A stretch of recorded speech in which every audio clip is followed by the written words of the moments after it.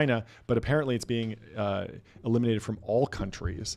And so this idea of, oh, well, if we can't do the Temu exclusion in China, we'll just do it in Mexico and still slide in under that de minimis shipping threshold. Well, it seems like it's off the table entirely. The market's crashing. We're crashing our streaming software, but we're back up. Thanks for paying attention. Thanks for sticking with us as we continue to run the show. Do you know if this charger is working? Yeah, it was working for me. You should. There we go. There you go. We're back.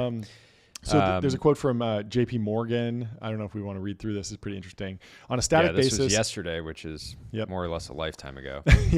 On a static basis, today's announcement would raise just under $400 billion in revenue, or about 1.3% of GDP. Static basis meaning like if all the goods stayed the same and people just pay the taxes, which would be the largest tax increase since the Revenue Act of 1968. We estimate that today's announced measures could boost PCE prices by 1 to 1.5% this year, and we believe the inflationary effects would mostly be realized in the middle quarters of the year. The resulting hit to purchasing power could take real disposable income growth in Q2/Q3 into negative territory, with the real risk of consumer spending could also contract in those quarters.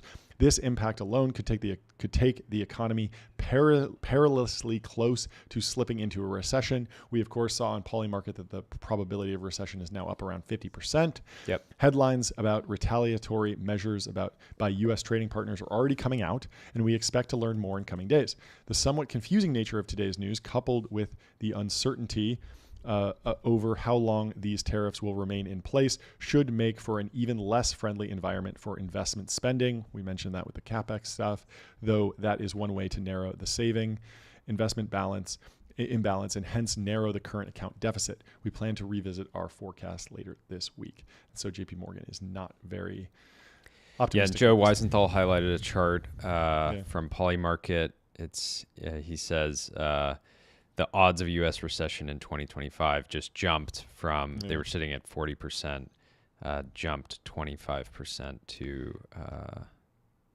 Did you see the Restoration Hardware CEO reacting live? Oh, yeah. Finding out their stock is down 25%. Was so dark. So Restoration Hardware was having an earnings call after the market closed, as one does, but it happened to coincide with this tariff announcement, which of course Restoration Hardware, probably sources from all over the world, will be very seriously hit by this.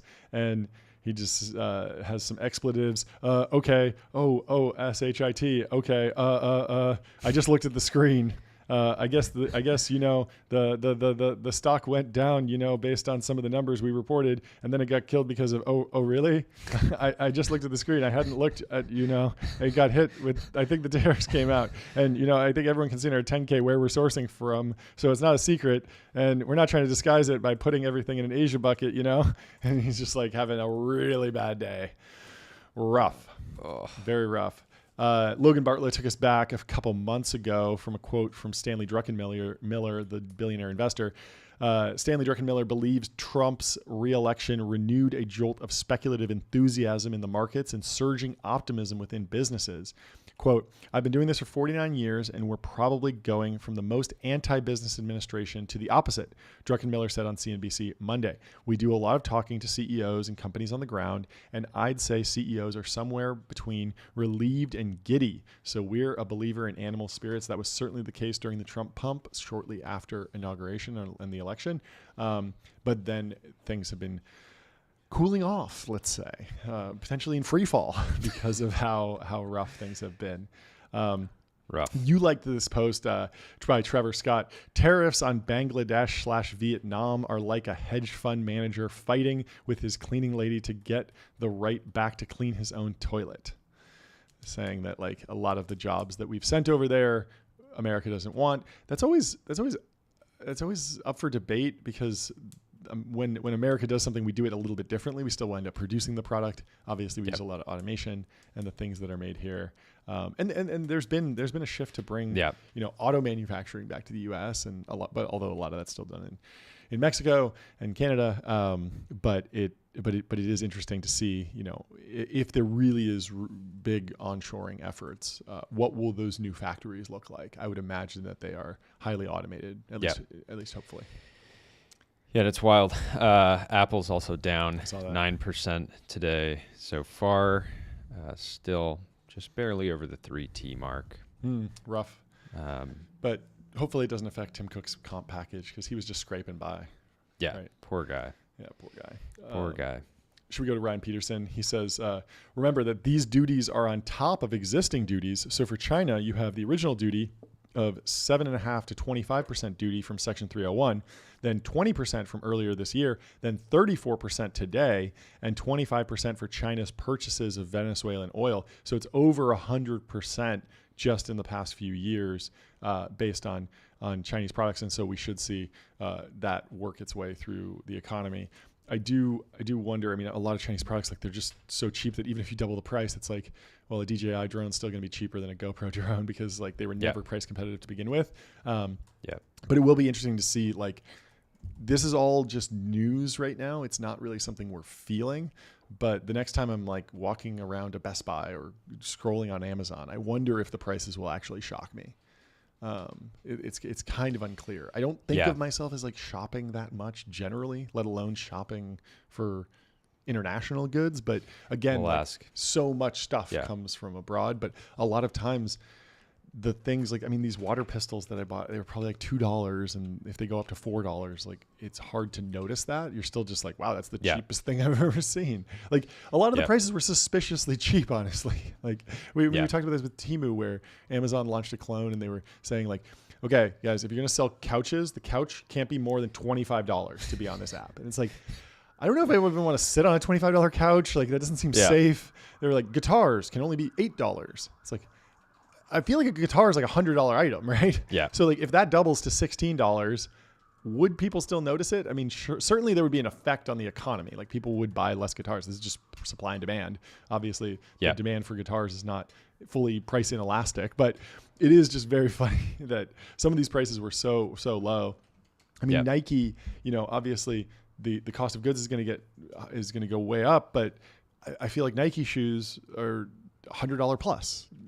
And so if those go up, you know, people are still going to want to buy Nike maybe. It's unclear to me. I mean, it certainly hurts their margins, certainly hurts their business, but it's unclear what it actually is. It's just interesting. Again, it's hard because Nike react with how many shoes they need to make and then not having, if this was going to be, if these tariffs were going to be steady state indefinitely, they would have to make, you know, massive changes. But if they think they're going to be rolled back, you know, it's so. I was thinking about ways to capitalize on this, and I think the price of billboards in America probably unaffected by these tariffs. That's so right. You should go to adquick.com, out-of-home advertising made easy and measurable. No tariffs. Say goodbye to the headaches of out-of-home advertising. Billboards, folks. Only AdQuick combines technology, out-of-home expertise, and data to enable efficient, seamless ad buying. I mean, if you have an American-made product, like you really should buy a billboard right now, and you should tell everyone, because it used to just be, rah, America, for 4th of July, like we're made in America. There are plenty of companies that have been beating that drum for a while, but now is like really the time. It'll drum up investor interest. It'll drum up employee interest. Like if you are long America, like it's a great time, as we saw with Chris and Hadrian. Anyway, there's another post in here I want to go through. I want to finish out some of Joe Weisenthal's thoughts. Let's do that. So this is Joe continuing writing in his Bloomberg newsletter. He says, okay, well, maybe we shouldn't set economic policy for the whims of the stockholding class. Yeah, I'm down with that.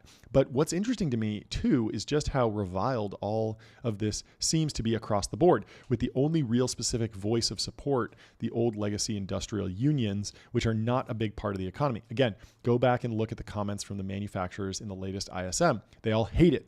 Or go back and look at the comments from the latest survey of oil and gas companies by the Dallas Fed. It's just really hard to find a major material constituency for this level of trade. And the reason it's hard to find big supporters of this policy is because the logical or sequential link between trashing trade and creating new wealth is very hard to see.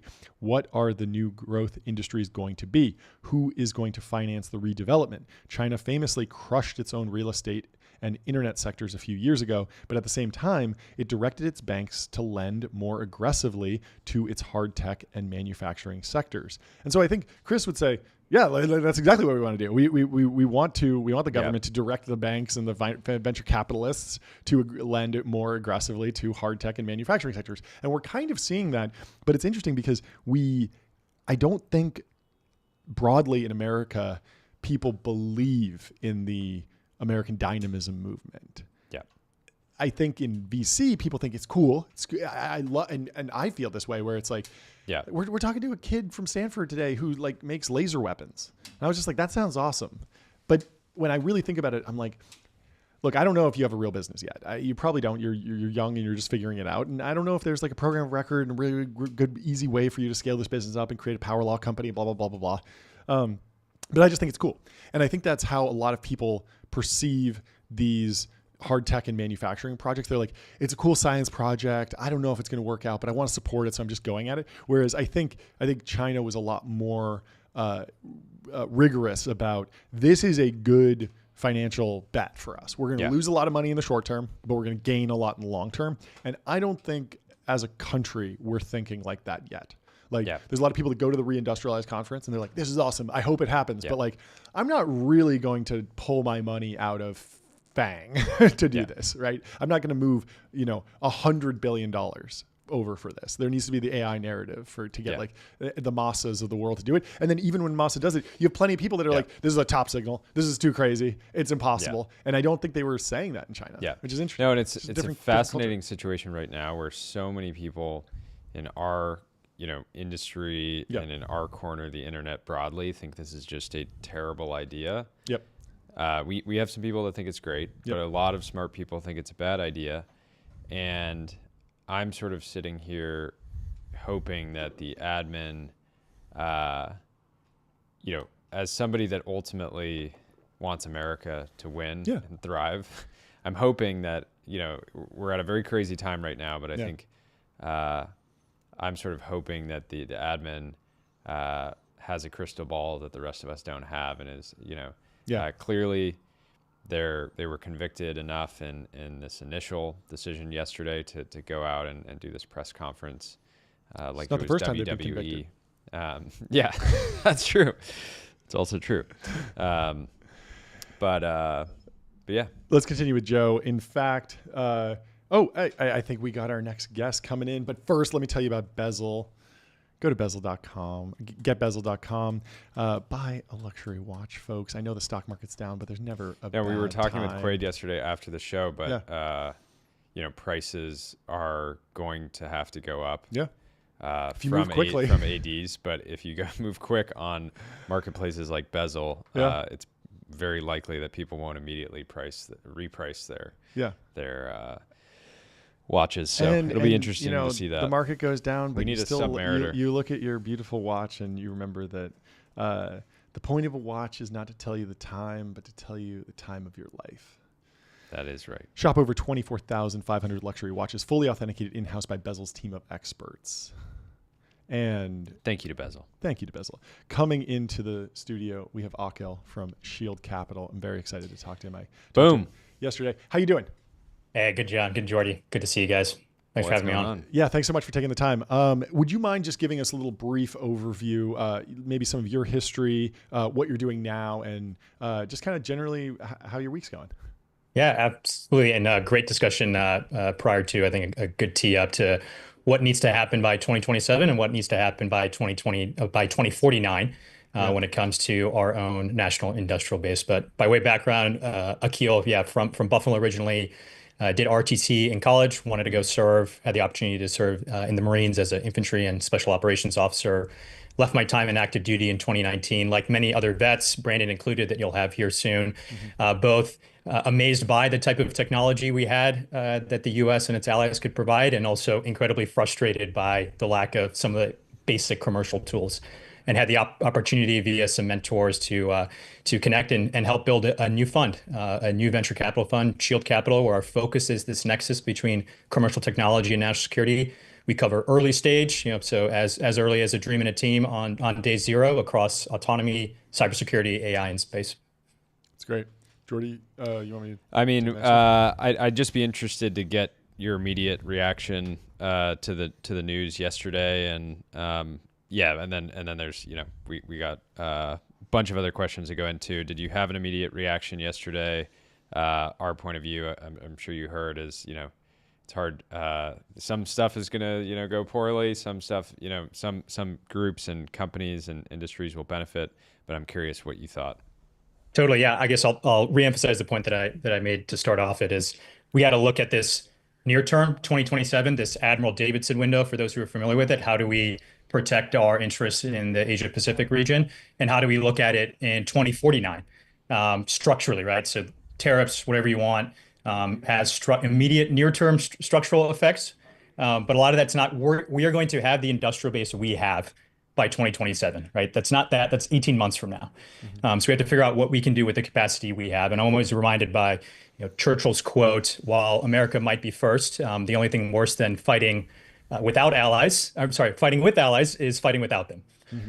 So there's an aspect to that, but ultimately, how do we make the structural changes long term? So as we look at this 2049, particularly as, again, looking at this in the national security context, how do we beat and win out technologically, geopolitically against the PRC? What that structure looks like far beyond 4 years worth of tariffs. Can you break down the significance of 2027 and why we need to be sort of like orienting our defense planning around that date? Just for, obviously, people in the industry, understand it, but a lot of our listeners are, in other industries. Absolutely. Well, this comes originally from Admiral Davidson, who used to, prior to his retirement, run the Indo-Pacific Command. So this is the Asia Pacific 4-star command that's really in charge of protecting U.S. interests and deterring would-be adversaries, namely the PRC, from conducting actions, whether that's Taiwan or elsewhere. And 2027 came about as this sort of potentially vulnerable moment in which we as a nation and those that are willing to support us to be ready to defend our interests. And so you'll see that a lot in the narratives, and you'll see that a lot in terms of what capabilities can we really deploy at scale and at speed to defend our interests come 2027. And that stands, obviously, that's super near term, guys, right? Yeah. Only so much can get done within that period. And so there's this two horizons, just like any, coming from the venture world, right? You want entrepreneurs to be looking at multiple horizons, the near term one, but then also look for what that long term structural changes will be. And so that's the 2049, and really that aligns with the 100 years of the Chinese Communist Party. Can you talk a little bit about Chinese competition with regard to robotics? There's some high-flying startups in America. There's some just young hacker kids building cool stuff. A lot of awesome demos, but it feels like the financial markets aren't taking humanoid robotics as seriously in America as they are in China. Is that a mistake? What are you seeing in humanoid robotics? Yeah, great question. And I'll tie it together with AI just because there's so much intersection between the digital AI world and then AI applied to hardware, right? Yeah. I grow increasingly concerned that we are just frankly behind. Yeah. In terms of the model development, the application of hardware, and the synthesis therein, both from a hardware standpoint, from the software standpoint, and then critically the ability to test. Yeah. Right? I mean, part of it is just let's get the things out there. As a prior Marine, I'll always remember, we get taught in sort of military history class, the French had better tanks when World War II started, but who tested them better?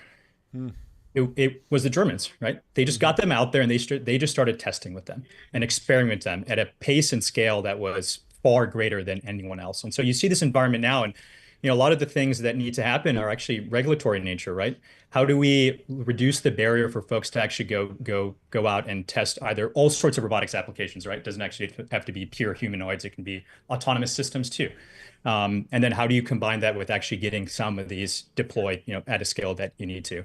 The last point I'll say specifically around robotics and autonomy is that I don't think, let me say, from a capital deployment perspective, I think there's a real interest in you had some folks come on last week when we talked about defense, is being willing to make some really big bets and be able to provide the necessary capital to help them deploy at speed and scale. Obviously, we're an early stage, small fund to start off with. We have big dreams, but we want to be a part of that journey, particularly if that journey is here in the U.S. That's very cool. Can you talk a little bit about logistics and just how can we increase resiliency there, and what startups are kind of tackling that, or how should they even think about tackling that? Yeah, great question too. Let me start framing it by I look at the defense national security space, and again, we at Shield we think pretty broadly when it comes to national security, right? Mm-hmm. So that is anything that touches autonomy, AI, cyber, and space that has an application to both. Mm-hmm. When I think about the national security context, it's how do you sense, make sense, affect, and sustain. Mm-hmm. Sense is easy, right? That's satellites like Topher came on, one of our portfolio companies, right? He's sensing the environment and making sense of it. How do you affect it? So what are you actually going to do about it? And that could be something physical, that could be Brandon and Shield AI drones, or that could be non-physical, digital in nature. Mm-hmm. And then there's a sustainment part. And I think this is just such a huge opportunity. There's a lot of companies working on it and so much more to do. And I specifically call it sustainment, not logistics, for a couple of reasons. One, this term of contested logistics, while important, doesn't get to the root of the issues, which is how do you both operate in a constrained environment? So how do you do things when you know you're going to run out of fuel or you're going to have these certain constraints? And then how are you going to sustain it more broadly, not just from a physical movement? So there's two aspects. There's a very physical hardware component to it. We need just more munitions. We need more capacity here to do it. Knowing though, back to the two horizons, by 2027, we may not have all of that. So you just need to be able to digitally operate and be more efficient with the things that you might have now or within 18 months. Yeah. And so I think there's just so many opportunities here in terms of how you deploy at the edge. So what capabilities do you decide to go produce, in the edge being some location where it's just easier to get to? How do you combine the two together? And then how do you use artificial intelligence to actually optimize it all? Mm-hmm. How do you think about 2027 as a wedge for new defense tech, companies that are emerging? A lot of companies come in and they're just focused on legacy systems. Like, I want to build a better version of this missile, and I think I'm going to be able to get a contract because the DoD doesn't want extreme vendor dependency on like one or two old primes, versus, looking at 2027 in Taiwan and saying, hey, we want to build a capability for this specific potential conflict. And is that an opportunity, or is that not even the right way to think? Yeah, I mean, a lot needs to happen in 18 months, right? But that's not the only timeline. I thought you brought up some great points in the group that came last week about, trying to build a feature within the defense space. There's only gonna be so many Andurils, right? Yeah. There's only gonna be so many that can speed and scale. Now, do I think there's more opportunity to do so? Absolutely. That's why we're in this business. It's not the only business, though. Mm-hmm. I think there's a lot of enabling features to your question. Some of the most interesting things that I found from, say, the conflict in Ukraine weren't necessarily the missiles and drones. It's how did they move their administration to a digital environment using outposts and snowballs to actually make sure that the state functions, right? And you wouldn't necessarily think that it's like core national security, but to me, that absolutely is, right? Half the challenge with a lot of the AI applications is you don't have the models accredited, you don't have the models deployed in a way that they can actually be used. And obviously that has a compounding advantage the more times you can get hardware, the software, and the data together. But directly to your question, I mean, I still think there's a ton of room, right? There's a really unique moment in time, especially now with the desire to want more startups within the ecosystem. My colleague just testified to the Senate panel with regards to cyber reform. Mm-hmm. So how do we actually use our small business innovation research dollars to actually incent not necessarily just small business or ones that are churning that through, but the ones that actually want to go and scale it and go scale to something bigger, like a traditional pilot program should be. Can you talk a little bit about edge AI? We've seen like the Studio Ghibli moment. We've passed the Turing test. Waymos are driving around. Like, is there something that we've seen those drone shows that seem like, okay, that's a weapon system. What AI kind of Studio Ghibli moments are we waiting for in defense? Is there anything that you're excited about in edge AI? Yeah, with you guys at Founders Fund, we're investing in a company together called Armada. And it's really kind of giving me a new glimpse into what not just edge, so edge being where am I going to deploy compute? Again, go back to the makes sense of the environment, but how am I going to connect together with some cloud-based, right? Mm-hmm. It's always going to be some disaggregated network there. But what I'm excited about is, I mean, there's just so much that can be done with smaller models and with reasonable compute, knowing that we're only going to get so much compute. I mean, we talked about tariffs earlier, right? There are those bottlenecks that exist. We're not going to produce the best in semiconductors overnight. And so we have to be able to do more in those environments. And, Anduril is an early pioneer at that, right? In the national security space. How do you bring computer vision and other aspects of sensor fusion with other modalities together? And that's just only the start. So I'm super excited by that. And I think it meets a lot of the customers where they're at, not just for national security, right? People are worried about cloud bills. People are worried about how much, like, what am I actually getting for AI return on investment with all the compute that goes into it? Yeah. Do you think there's enough private capital going into defense tech broadly? There's been talk of, we've seen over the last year investors that have no background in national security, sort of FOMOing into the category, but maybe that's actually good for America because we just should have more private investment coming in. Yeah, I guess let me first say, I'm glad that there's more people interested. I mean, I don't think you need to have a military background to do this. I think there's amazing American patriots that just want to get involved and they have really core technical skills elsewhere. I think it's helpful that, folks came from the visceral operating experience, but that's not necessarily necessary, nor arguably is that why you should go pursue that path, right? Go serve because you want to go serve and you want to go defend the nation. It just so happens that I came out of that experience having some really, interesting insights that I thought I could go leverage and go help out, within the space, and be able to support. Actually, most importantly, I love when non-military, non-national security, just amazing entrepreneurs and technologists just want to go tackle these problems, and we're able to help them out. I'm not the best when it comes to, what's next in computer vision or distributed models, but you know what? I can help you find the right customer set or identify the right contract vehicles. That's what our fund does. And so that part's actually most exciting is how do you get, the folks who may go to Snapchat working on, some background filter to actually work on some like really cool problems within national security space that have the same technical aspects. I think our audience is probably familiar with the idea of, like, if you're starting a defense tech company, you might start with some SBIR money, then you're kind of sprinting towards program of record. Maybe there's the valley of death where you have something that's working, but you're not ready to really start producing it at scale. What are the other pools of revenue that defense tech entrepreneurs should be thinking about? And can you give us a little more granularity or sense of scale of, how should I be thinking about an SBIR? How should I be thinking about a program of record and everything in between? Yeah, absolutely. I'll keep it quick because I know we're on a clock here. Let me give you a financial answer and a non-financial answer. Cool. I think both are important. That's great. The first is right. It's not just SBIRs and program of record, right? And you saw the Secretary of Defense's memo around use of the newer software acquisition pathways and specifically other contract vehicles or other transactions to help facilitate this. And that's exactly what organizations like Defense Innovation Unit are there for. So there's this middle ground that I think is being tapped now far, far greater by the new entrants within the national security space. I'll give you a non-financial answer too. Sometimes an unpaid pilot is super helpful. Oh, yeah. Going on a CRADA, which I think, Saronic and others had done in the early days, access to data, access to testing environments is just as important, particularly for those within the autonomy space, right? That need to go test and validate, get access to the right data, or just have ranges where you have at least a little lower barrier to entry when it comes to flying, certifying, et cetera. That's great. Last question? No, this was great. Yeah, this is Super awesome. helpful. Thank you so much for stopping by. We really it's great to have you. Thanks, guys. Thanks for having me on. Yeah, we'll have to have you back on soon. Thanks so much. Yeah, I would love to. We'll talk to you soon.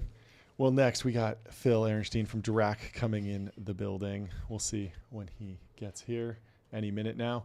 Do you remember my brutal mispronunciation? Oh, yeah. What was that? Never again. What was it that you mispronounced his name, or was it that you called him a kid and he was upset about that? There was something. I think it was probably both. Now is your opportunity to say you're sorry, mea culpa. I did. Yeah. We made up. No, never apologize. Always claim victory. I pronounce your name more correctly than you pronounce your name. Phil. No, I love Phil. I met him must be a couple of years ago, probably through Augustus, and I think he moved out to El Segundo, was like sleeping in the factory with Augustus, getting the company off the ground, but has done some amazing work building out his business, and we're excited to talk to him today. So welcome to the show, Phil. How you doing? Boom. Living life. Life's good. We're rocking and rolling. We're out here in New York. Nice. Very apt introduction. Thank you, Mr. Coogan. Yeah, I heard you're in the Empire State Building. Is that right? That is correct. Fantastic. We are in the Capitol building of the capital city of the empire. What better place to help rebuild the American empire? If I take my camera and pivot behind me, you can kind of see overhead. Oh, that's the view. I love that's it. Hudson Yards back there. That's lovely. A little bit of a foggy day, but Yeah, on a clear day, you can actually see New Jersey. And very cool. we've intentionally positioned it such that we can keep an eye on them, make sure they don't invade. Okay. Yeah. A little Manhattanite nationalism. I like it. Have you thought about getting? Have you thought about trying to get logo rights on the building? Yes. Throw funny enough, big sign up if you text like one of those 5-digit numbers, you can actually get daily updates on how they'll change the colors for the building. Oh, really? Okay. So yeah, we got something cooking. Yeah, you got to get like an iconic colorway for the company so that when you throw it up on the building, everyone knows these guys are working late tonight. They threw their colors up on the building. Like Ramp owns yellow, YC owns orange. You need to pick a color. It's probably going to be, we're building the blueprint of the future. So maybe blue, some variant of blue. I love it. We jumped right into it, but can you give a little background on like the company, what you're building, where you are in terms of like kind of stage and size? Sure. I'll give everybody a little bit of background about myself. Background's originally in electrical engineering and robotics. I was over at Northrop Grumman for a little bit, got TS clearance, worked on some pretty cool radar stuff over there. Did a little bit of EE work, a little bit of mechie work, a little bit of technician work.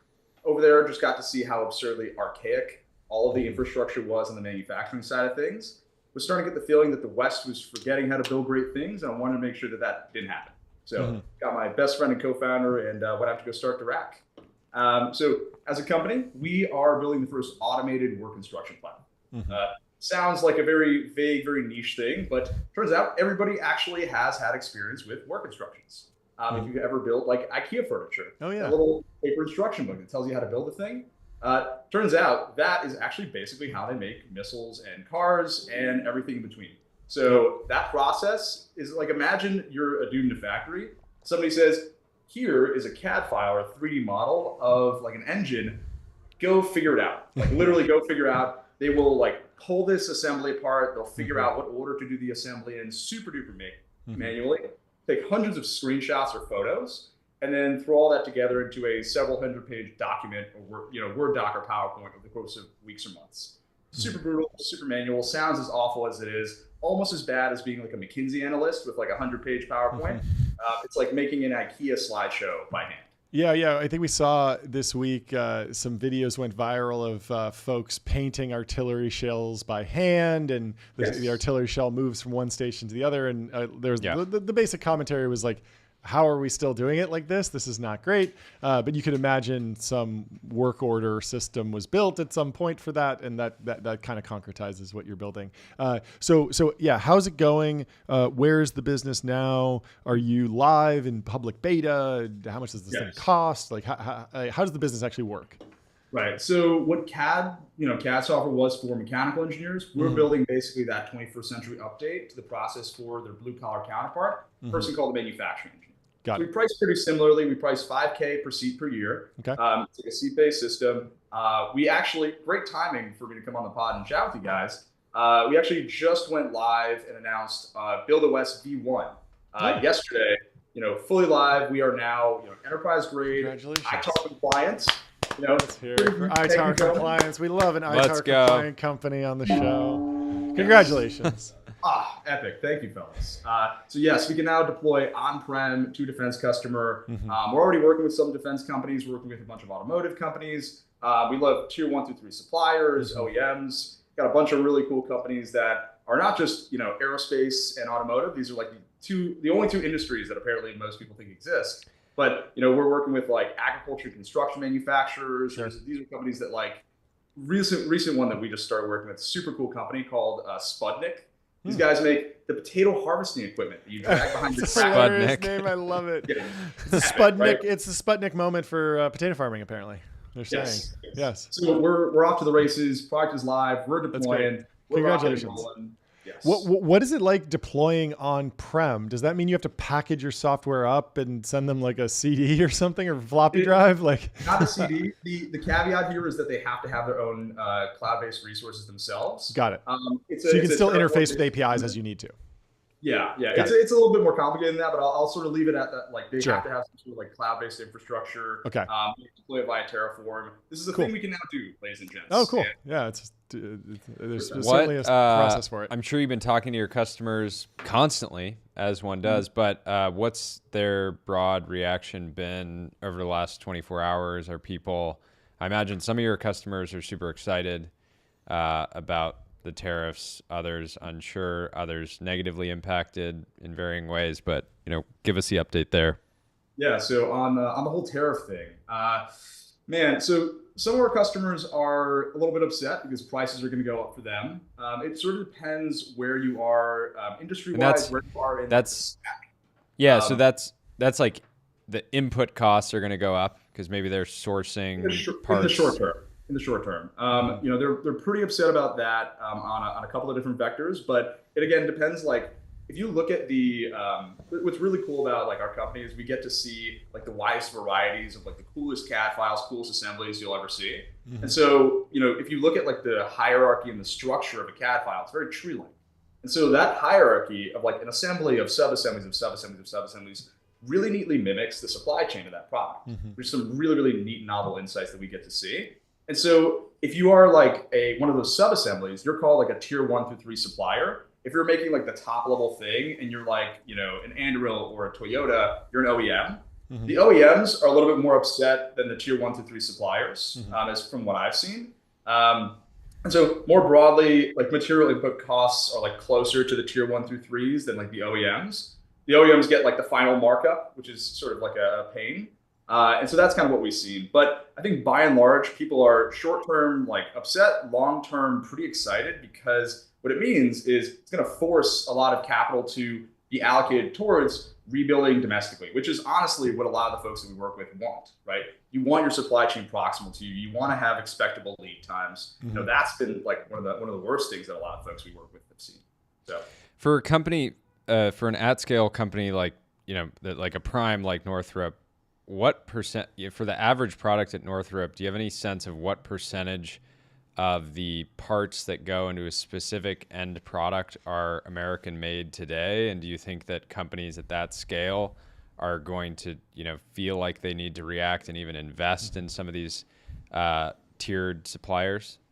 So I don't have a perfect number for you, but what I do know is that companies like Siemens, companies like Stellantis, these are companies that are global in nature and actually not like traditionally headquartered in the US. And we're seeing a lot of them shift more of their production to the US immediately. Like over the past, couple of months, we've seen huge announcements from Siemens and Stellantis to move production to the US and open up new facilities, triple down on, American-based production, because if you are selling to the American market, you want your cost to be as low as possible. And so it only makes more sense to have your production be domestic.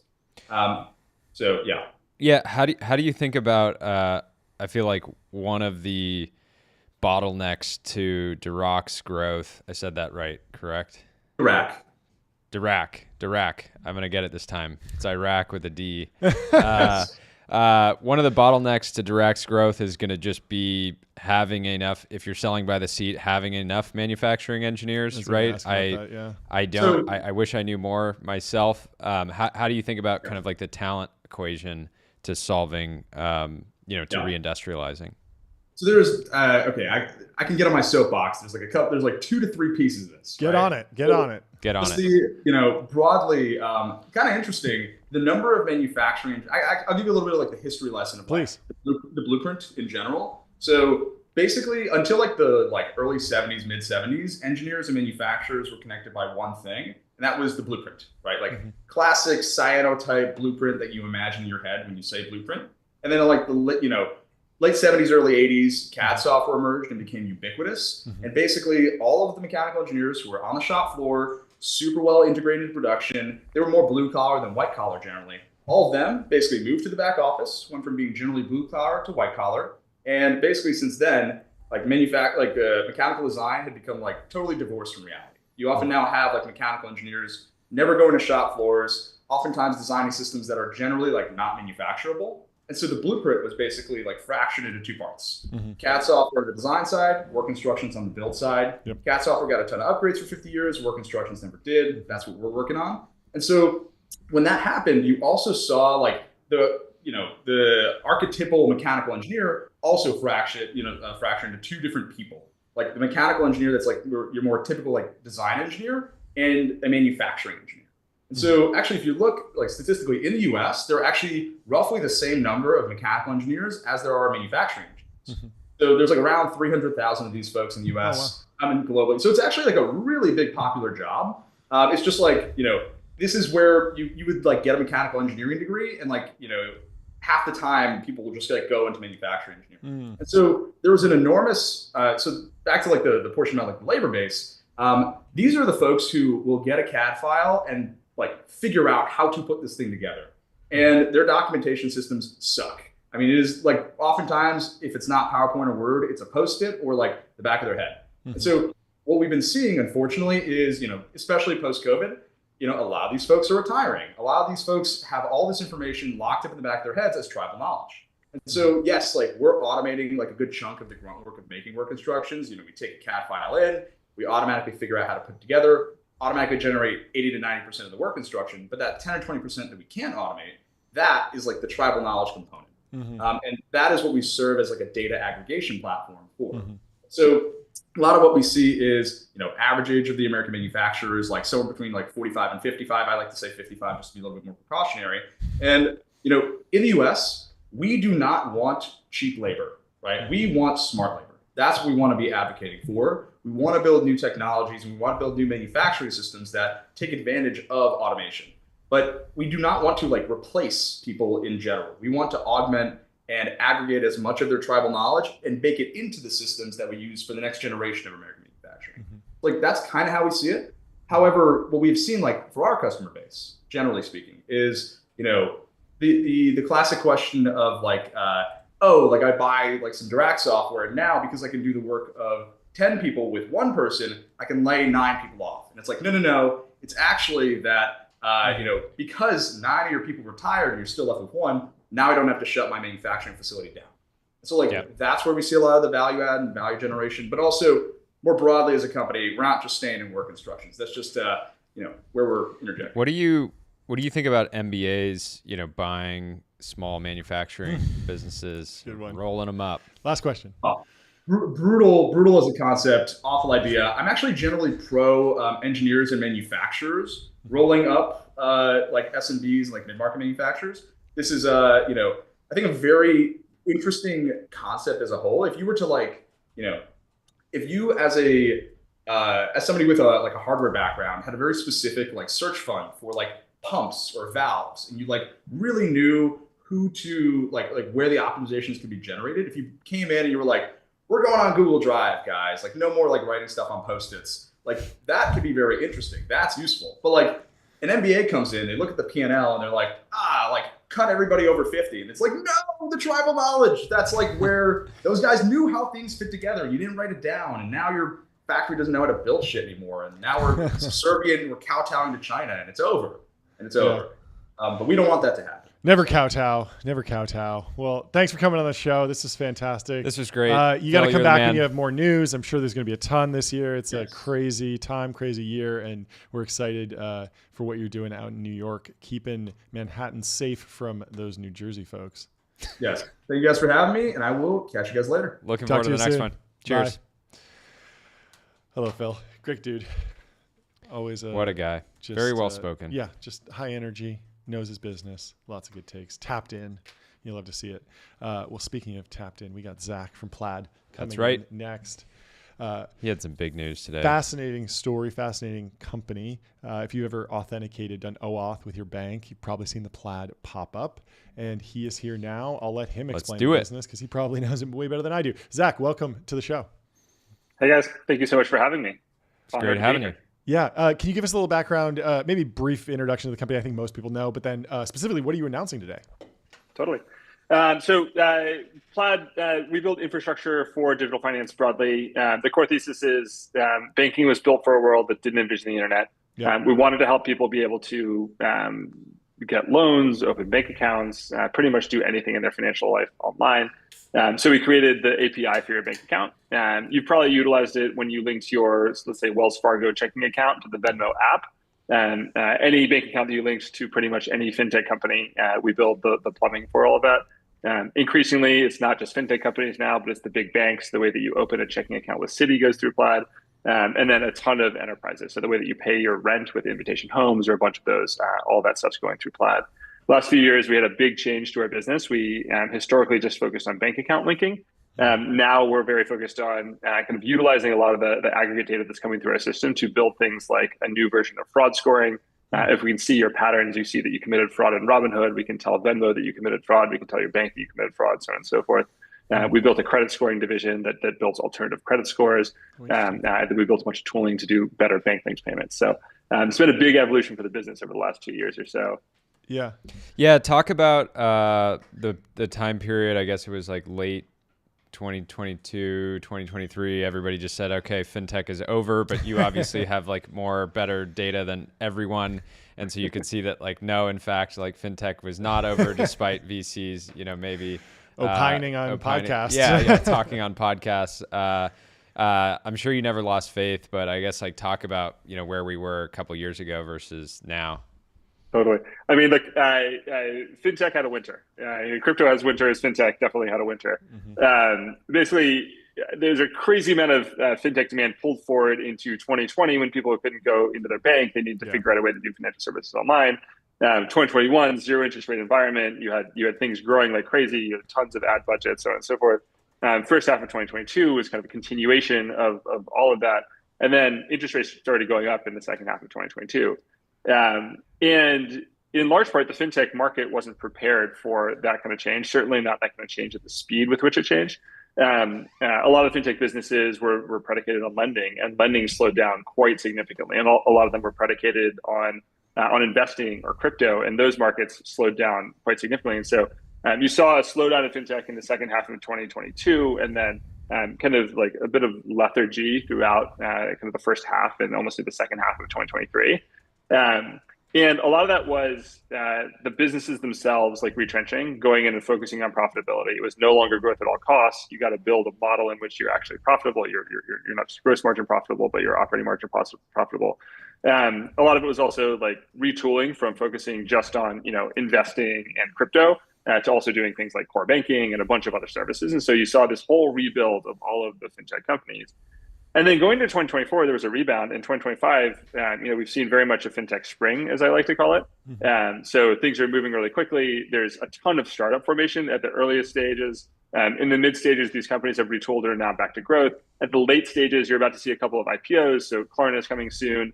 We've heard that Chime is coming soon. I've heard that a bunch of others are coming soon. And so, it is very much a sense of optimism right now. But going through these cycles of difficult times, I think it makes companies and in our sense, I think an industry a lot stronger. But I can't say it's fun to go through. Yeah. Can you talk about stable coins? How are you thinking about that in general? It seems like there would be some cross-pollination there, but also like it's a wildly different industry in many ways. Yeah, and specifically, you don't need to speak to this, but we were covering the Circle S1 IPO, also briefly, Bridge. There's been a lot of news about. Feels like they benefited from some amount of a monopoly temporarily, and maybe that's fading, but just creates more opportunity for other fintechs, SMBs, and banks. Totally. Well, I haven't read the Circle S1 yet, so I wish I could comment on it. No, don't comment on that. To be clear, broadly, stablecoins, like a huge opportunity. Yeah. In the U.S., if I want to send you money over the ACH system, it takes 3 days. Mm-hmm. That doesn't make any sense. Yeah. We have this whole new thing that's rolled out over the last few years called same-day ACH. Great, I can send you money the same day. There's an RTP system, real-time payment system, where I could send you money theoretically instantly, except not every bank accepts it. It doesn't work universally. Like there's still some issues with it. And stablecoins, I can just send you money really easily. And so there is no question in my mind that stablecoins are going to grow quite massively. I think there's still a question on like consumer utilization. How is it going to get actually into consumer payments where, no one's going to walk into a Starbucks and buy a coffee with a bank account. No one's going to walk into a Starbucks and buy a coffee with a stablecoin. Certainly not for any amount of time that I can think about, maybe 10, 15 years in the future. But for a lot of the core, business to business, especially cross-border where it's really messy types of transactions, I expect it to grow quite a lot. So definitely an area that we're participating. We're working with a lot of companies on, and we're excited to support. On that topic of like the slow ACH transactions, that feels like something that I understand the value of crypto, but also like databases are fast now. Is there a world where if you were put in charge of like Doge for finance, like DOFE or something, and you just had like carte blanche in the government, you could speed it up, or is it not like a personal issue? You think you could do it? Yes. How would that actually work? It's like the Federal Reserve has a system called FedNow. Yeah. And FedNow is actually just like instant bank-to-bank transfers. Yeah. And they're cheap. The interesting thing is it's actually a new revenue line. So the bank would make processing revenue from this. So there haven't been a lot of new revenue lines for the banks recently. Yeah. The issue is like getting banks to install it, getting banks, like setting up the right incentive systems to get banks to actually set it up. There are like, a few hundred banks, and they're mostly small banks that are using it.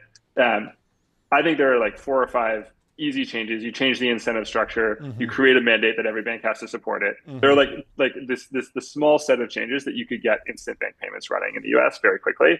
Now it's a question of like, does the government have the appetite to force things upon the small banks? And like, it is costly for the banks to implement it. Like, it's not crazy costly, but it is not zero cost. And so does the government actually have the appetite for something like that to happen? That's really helpful. Jordan. What are you? It feels like there's so much to build still. I had to go to the bank yesterday to send a large wire, and it's still like every time you do that, you're like, they're looking at your phone and they're like writing down the wire instructions, and they print it out, and they're like, can you confirm it again? And then they're like, can you sign this, and can you sign that?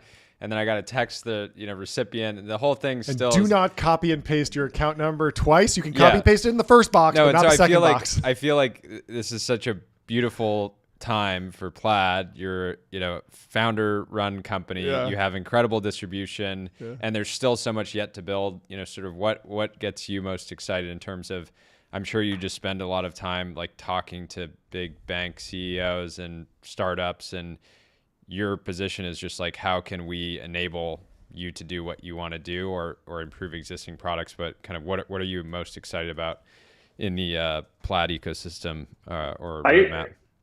I get to have the most fun conversations in the world with our customers and with the banks. I get to go in and say, hey, what frustrates you about the financial system? And they will just like talk for 30 minutes. I'm like, amazing. We can't solve all that. We can solve these things. And we can work together to solve those things. And like maybe over time, we can, as an industry, find a way to make it better. So they're incredibly fun conversations. To your point, like financial services is just barely becoming digital. It's crazy to say that because you have online banking, and maybe you use Venmo, and maybe you buy some Bitcoin on Coinbase, and you can make a trade on Robinhood. And that seems really easy to you, but to most people in the U.S., most of their financial life is still not fully digital. And so I think just the core of our business like has a lot of room to grow, a long way to keep running. Like we got to get rid of that, like hold your phone up, like type in your account number, all that stuff can become instant and easy. I would say like the 2 big areas that we've really been investing in that I think will be game changers kind of over the longer term. So obviously the core business matters a ton, but the 2 new areas, the first is fraud detection. So online financial fraud is going up at somewhere between 20 and 25% a year off of a gigantic base. Deepfakes are having a big impact on this. A lot of AI tooling is having a big impact on this. There's like you've probably heard of like the pig butchering stuff that's going on, where like people are like calling folks and tricking them into sending Zelle payments to crazy places, so on and so forth. Like that is at an all-time high and going up really quickly. And so we've built a set of tools that look across all the data in our network. They ingest a bunch of third-party data. We have customers reporting fraud data back to us. And you can kind of think of it like Palo Alto networks for financial services. So like, how do we notice if something is weird over here and then tell everyone over there that they should maybe be on alert for it? So that's one big area that we've been focusing on. The second big area is around credit scoring. So right now, if you get a new job tomorrow, your income goes up by 3x. It will take a very long time for that to show up in your credit score, right? Because you have to get loans, you have to then repay the loans, and like for the whole thing to trickle through the system, it doesn't make any sense. But you are a better credit risk today because you got that new job. And so we've built a series of tools, including our own credit score, that looks at real-time data and brings it into the model, and then increasingly will allow more and more people to get loans that are based on today's data, not 5 years from now's data. So that's what I'm excited for.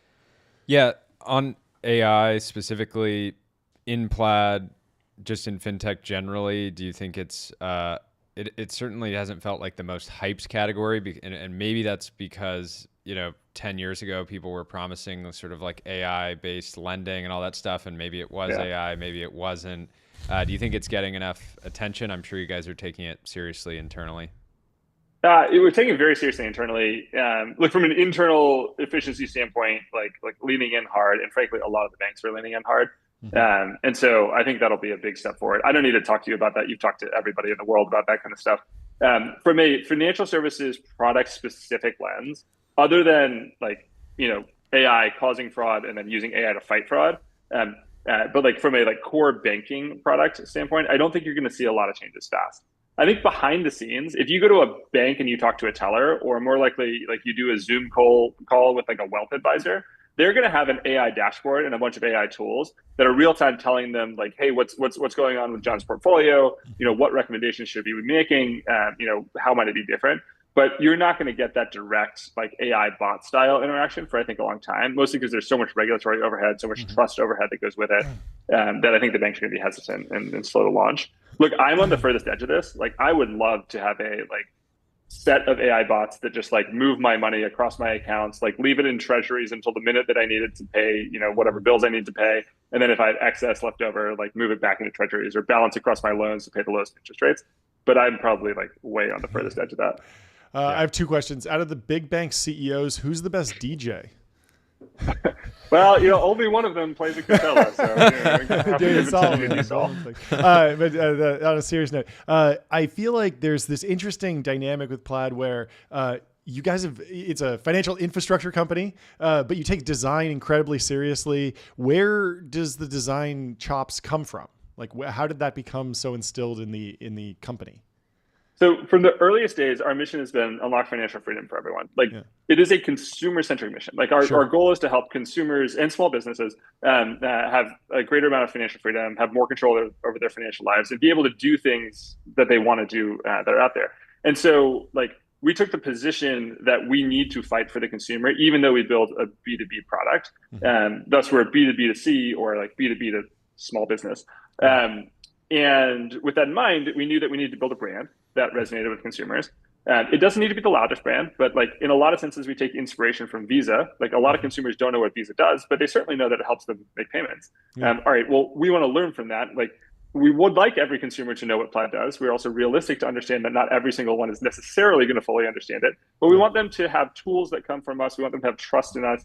And so we focus a lot on building that type of consumer experience.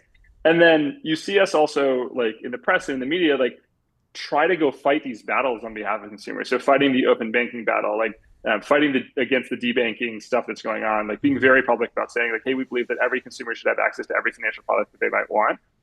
We think that if we continue to live up to this, this somewhat idealistic view that consumers should be financially free, that's going to drive a lot of value for the company. And that then flows through into the products that we build, the way that we act, the design sensibility, so on and so forth. Last question on my side. Do you have any advice for founders in maybe defense tech or AI that are sort of riding the high that fintech maybe felt in 2021? Is it time to, I'm curious because this is such an amazing moment for you and the team to come back. You obviously, the company's been marked up. You have a bunch of, a world of opportunities, but you had to go through a couple darker years. Any words of advice?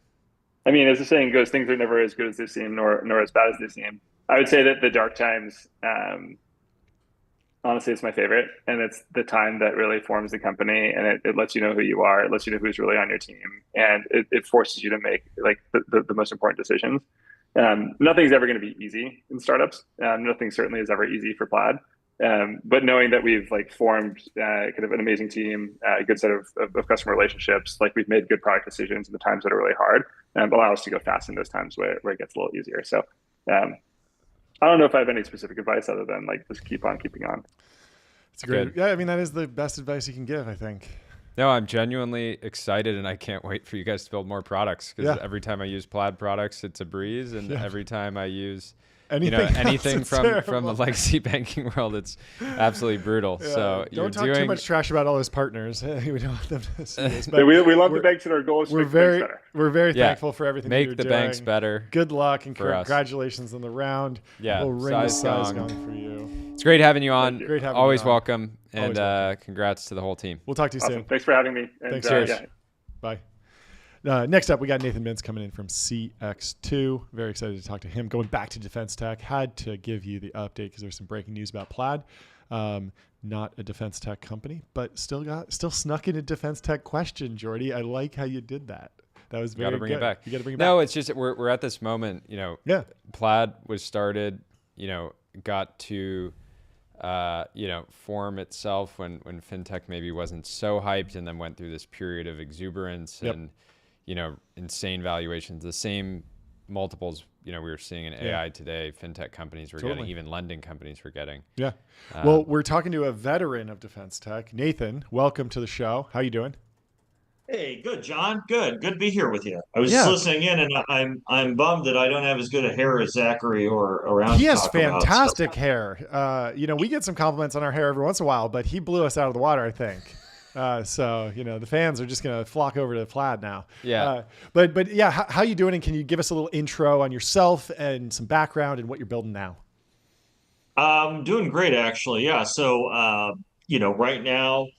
It's sunny and 72 degrees outside in El Segundo, and it's a great day to be in defense. We're seeing just it seems like every hearing that I watch of these appointees for this new administration seem to be echoing our talking points. So it's kind of nice to know that the last few years of pushing for a transformation in the way we do our force mix and how we fight wars is actually someone's actually been listening. Mm-hmm. So as you know, I've been in defense for about 20 years. I started out at the big Soviet tractor factory primes.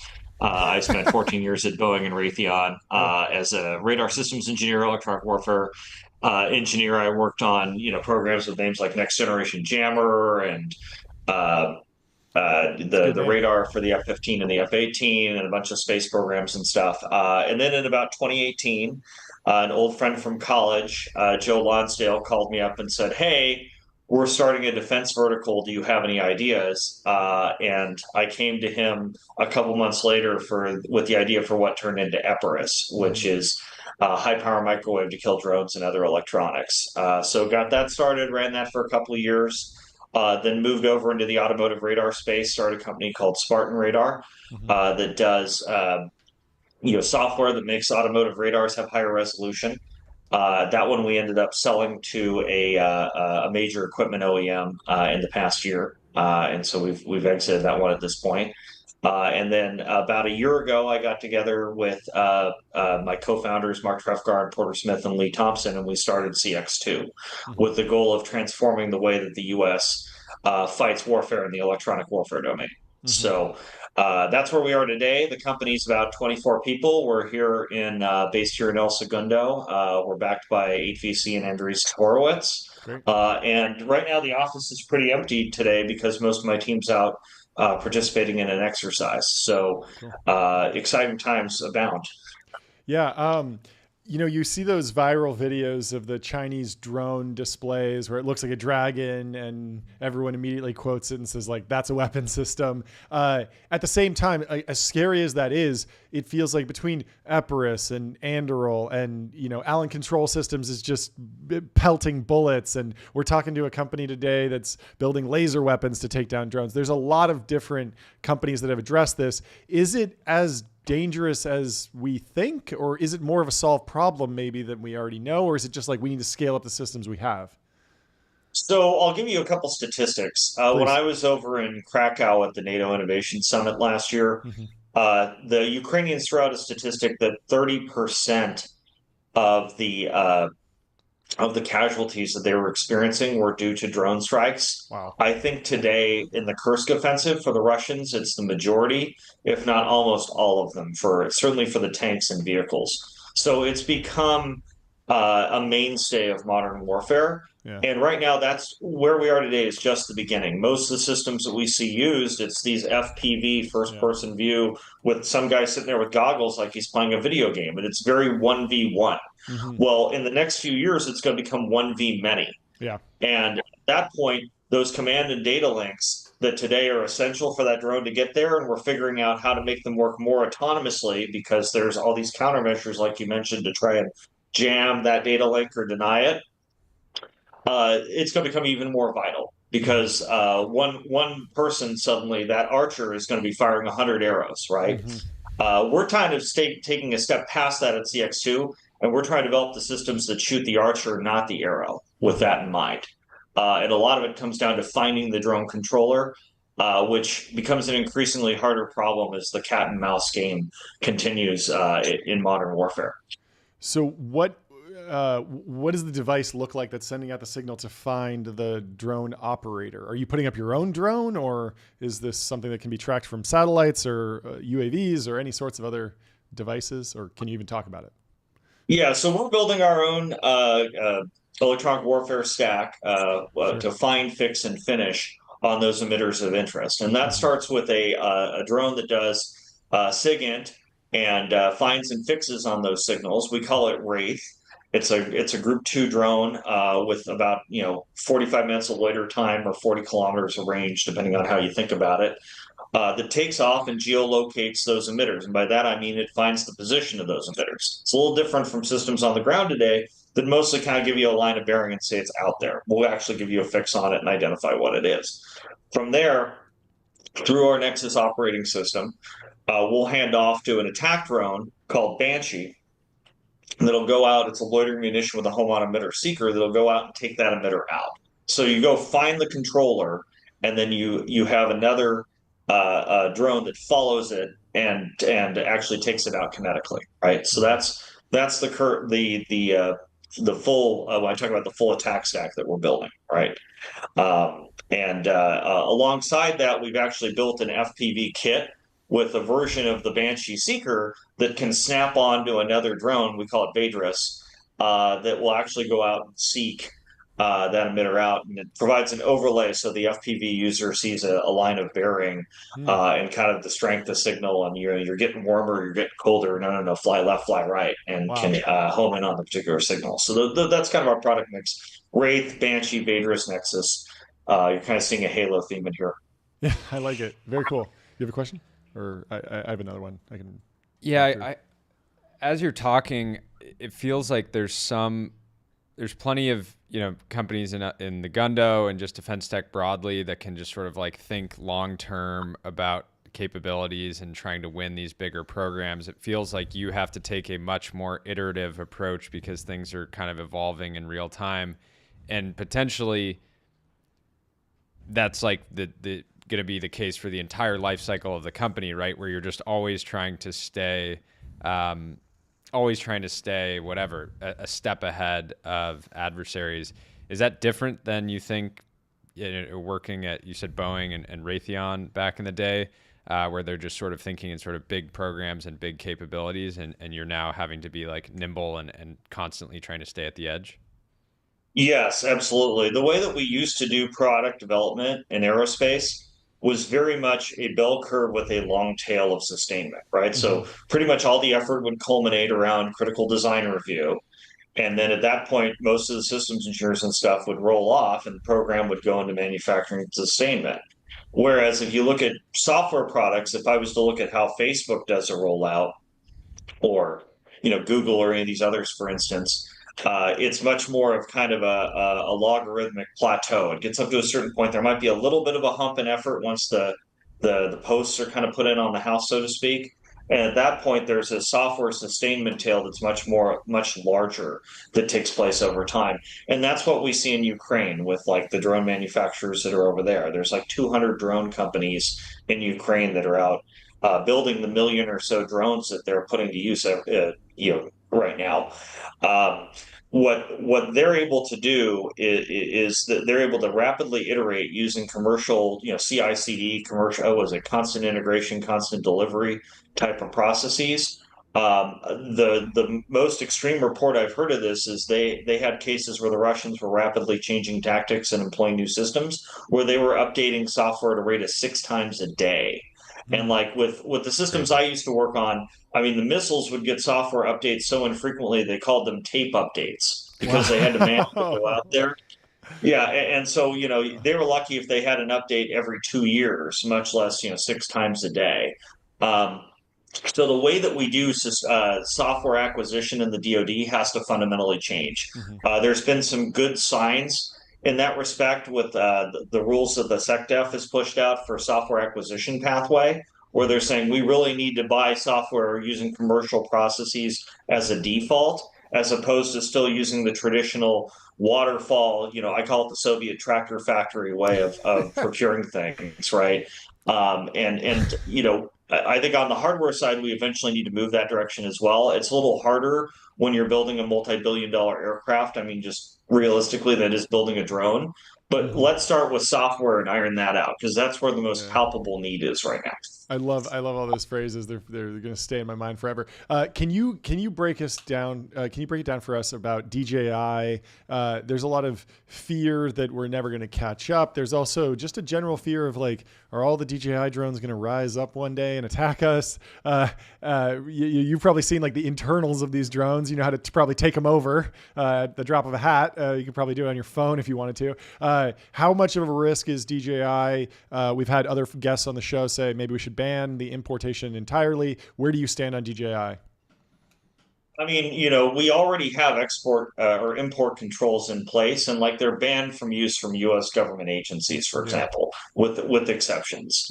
The solution is we got to build our own drone, industry here in the States. I think we're doing a good job in that. The CX2 is part of that, but we're also partnering with Ukrainian drone firms. I don't know if you saw, there was a big piece in the Wall Street Journal talking about us and Skyfall, which is a Ukrainian drone firm. And so like partnering with the guys that are already building 1 million drones a year overseas and trying to take their lessons learned and scale it over here is one cheat code that we can apply to catch up faster, right?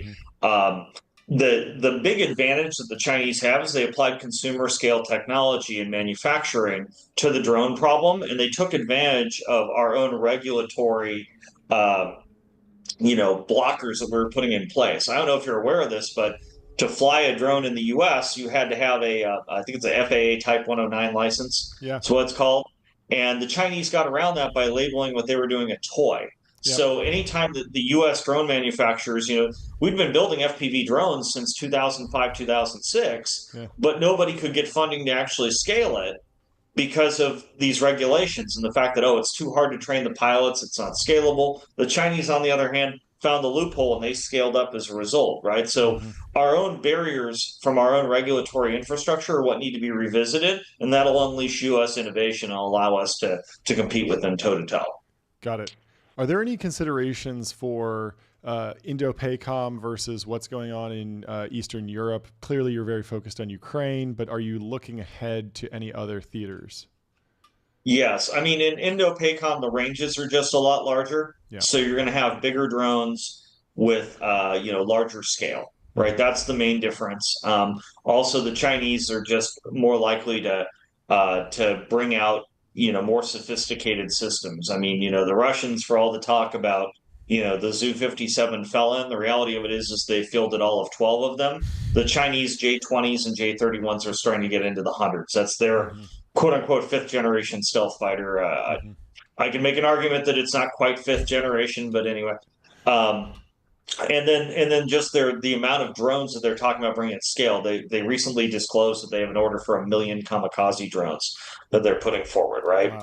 In Indo-PACOM right now, our plan is to deploy a whole bunch of legacy Battlestar Galactica assets with names like Rivet Joint and Compass Call that are mostly on older aircraft. Some are on 707s, some are moving into Gulfstream 5s to do a lot of these capabilities, and they're going to be pushed way back from the Taiwan Strait. The only thing we have that can really get close is the Growler.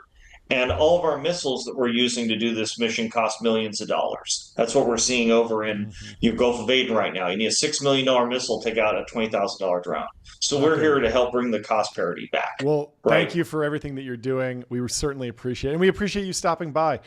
You got to call back in when there's more news, more updates. Those are some great takes. We could keep... Yeah, we can keep talking to you for another hour, I'm sure, if we're just going to go into...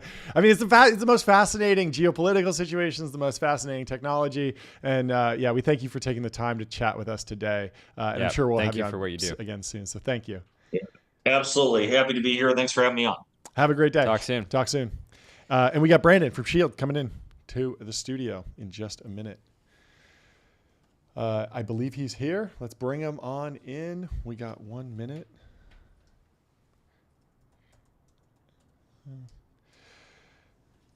If you're not familiar with S.H.I.E.L.D. AI, develop, test, and deploy autonomy faster than ever. Autonomy for the world, another defense tech company. And he is here now. Brandon, welcome to the show. What's up, guys? How you guys doing? We're doing great. How are you? Doing great. Fantastic Thursday afternoon. That's great. Yeah, thanks for taking the time to be with us. For those who don't know, could you just give like a little intro on yourself and the company? Yeah, sure. Quick intro on myself. Mechanical engineering background. I went to the U.S. Naval Academy, became an engineering officer on board a ship, deployed to the Arabian Gulf on that ship, then laterally transferred, became a U.S. Navy SEAL, and did 3 deployments, 2 to Afghanistan, 1 to the Pacific. Got out in 2015 while concurrently going to business school, started S.H.I.E.L.D. AI with my brother, and have been at it for the past 10 years. That's background on myself. Quick background on S.H.I.E.L.D. AI. Mission is to protect service members and civilians with artificially intelligent systems. In pursuit of this mission, we've been building the world's best AI pilot. Easiest way to think about an AI pilot is self-driving technology for unmanned systems that enables them to maneuver without GPS, without communications. It enables them to maneuver without a remote pilot. It enables the concept of swarming or teaming. Notable milestones along this journey. We're the first company in the world to put an AI pilot on the battlefield in 2018. We put it on a quadcopter. We go inside buildings ahead of special operations forces. That was deployed to Iraq, Afghanistan, Syria. Most recently used in Israel to rescue hostages, which was really cool. Have the text messages back from Israeli counterterrorism forces from October 2023. And then also, we were the first company in the world to put an AI pilot on an F-16 and fly an F-16 autonomously. We won the DARPA Alpha dogfight in 2020. In 2022, did the first F-16 flights. In 2023, we did the first ever AI piloted F-16 versus human piloted F-16 dogfight. And then in 2024, the Secretary of the Air Force flew our AI piloted F-16. We were finalists for the Collier Trophy, which is given to the greatest achievement in aeronautics or astronautics. Wright brothers won it. Chuck Yeager won it for breaking the sound barrier. We were finalists and lost to some NASA asteroid mining thing. Cool, whatever. Yeah. Yeah. Who's paying attention? Yeah. I mean, it sounds like an overnight success, the type of overnight successes we like to highlight it on the show. 10 years of overnight success. That's always the way it goes. All the greatest overnight successes take decades, in my experience. Yeah. I mean, it's a 17-year overnight success if you count the naval experience. Yeah, exactly. Yeah. What's it like going, having your first, real startup, become a multi-billion-dollar company? Most founders have the benefit of, starting a couple things that don't maybe, little ideas or things like that. Is it, going back 10 years ago at this point, I guess 9 years and 11 months, did you feel like you knew what to do from the beginning, or you had good people around you? I'm curious, One is you don't know what to do in the beginning. You want to surround yourself with great people just to be directly responsive to those aspects of the question. I don't think too much about that aspect of the aspect of, it's now a multi-billion-dollar company, principally because it's a knife fight every day. It's a lot of pain and suffering. I tell everybody that, like when Jensen Huang from NVIDIA talks about pain or suffering, when Elon talks about the pain and suffering that goes into building these types of businesses, it's absolutely true. And so like there's a massive amount of stress. There's a massive like number of times that you fail. There's a massive amount of embarrassment, like when you fail in front of customers or when you disappoint customers along that 10-year journey. And so, I think one of the reasons I think we've been successful is the resiliency, the ability to keep moving forward, the ability to pick yourself up once you get brought to your knees, like when you get gut punched, and it certainly happens. And so, in that sense, I think we had that when we started. I experienced that in the SEAL team, so I was, grateful to have those experiences and basically used to the life of suffering. So, that's paid off well over the past several years. Can you talk a little bit about the path to full autonomy for fighter planes? We saw this with chess where, Deep Blue beat Garry Kasparov, but for a long time, a combination of AI and human would outperform. They called it like Centaur chess. Yep. Some people say we're in the Centaur era of AI image generation, or a lot of people use ChatGPT, but then they're editing it themselves and it's not a pure AI creation. It's not pure human. Are we in the Centaur era of air supremacy right now, or are we getting there? And how long do you think it'll last? I think at this stage in the game, autonomy is at superhuman levels of performance. And so yes, people will always augment machines and make those machines better and more useful to the people, but the level of involvement in doing that is becoming minuscule in terms of like what's required. And so, look, that journey, right, for us starting to fly an F-16, unfortunately, in 2015, when you're a 3-person founding team with zero money, zero track record, they don't hand you the keys to the F-16 right away, and so we had to earn our right, our path, our right to fly that aircraft. And it took a long time, and we stair-stepped our way to get there. Right, it took 7 years before first flight to F-16, proving it on a quadcopter, proving it in simulation with the DARPA Alpha dogfights, proving it on our VBAT aircraft, and eventually, more and more people now are giving us quote unquote the keys to their jet aircraft. Yeah.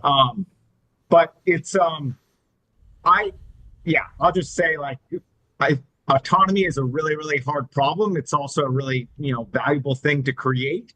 And we're at the stage now where, I'm a big believer. I think the entire future is going to be an autonomous future. I agree with Elon Musk when he says there's going to be, millions of autonomous systems in the world. His goal is to put 1 billion humanoid robots on the planet. We'll have millions of self-driving cars.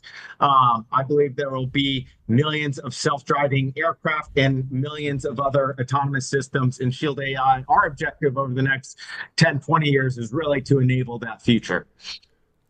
Can you talk about the developer platform that you guys were building? I know that's part of that was part of the announcement that you did with the new round at the beginning of last month.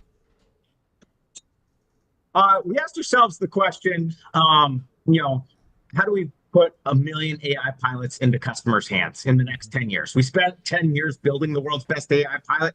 For all the reasons I mentioned, I feel like we've checked that box. And then it became, how do we put 1 million AI pilots into customers' hands? And the answer was we have to supercharge the aerospace and defense market. We have to supercharge the autonomy industry. And we took a page out of Amazon Web Services playbook, right? If you're unfamiliar, Amazon Web Services, they had basically built a great internal product. Team said, hey, what if we brought this to market? What if we commercialized it? Would it be valuable for other people? All this infrastructure, these data pipelines, these developer tools, and obviously the rest is history. Massively valuable for Amazon Web Services, most profitable business unit they have. And so we basically said, let's package up all of our developer tools, our infrastructure, our pipelines, and enable the rest of the defense industrial base, and again, the rest of the autonomy industry and those interested in autonomy to actually develop, evaluate, test, and deploy autonomy. And so spent, the better half of last year, or more than last year, really focused on building that product and rolling it out to beta customers. And we're going to general availability here in May for that product. And the response has been game changing. It essentially enables you to reduce the number of engineers, reduce the time to actually build autonomy and take it to market by 10 to 50x. So it's just massive improvements. We're flying first flights on a jet aircraft, 2 engineers in 6 weeks, right? Wow. If we had these tools back in 2015, they may have let us fly the F-16 right out of the gate. That's so awesome. It's incredibly powerful. Yeah. Speaking of the F-16, what is actually the hardest part of flying an F-16 in a military scenario? I can imagine that dogfighting feels like the most intense, it's the most high stakes, but then it also sounds really hard just to fly an F-16 like into the theater for 6 hours straight. You get tired. And then landing on an aircraft carrier in like stormy seas, that seems really hard. Are you trying to do it all? Is this the idea that like self-driving, you kind of turn it on when you're on the highway? What's the most difficult?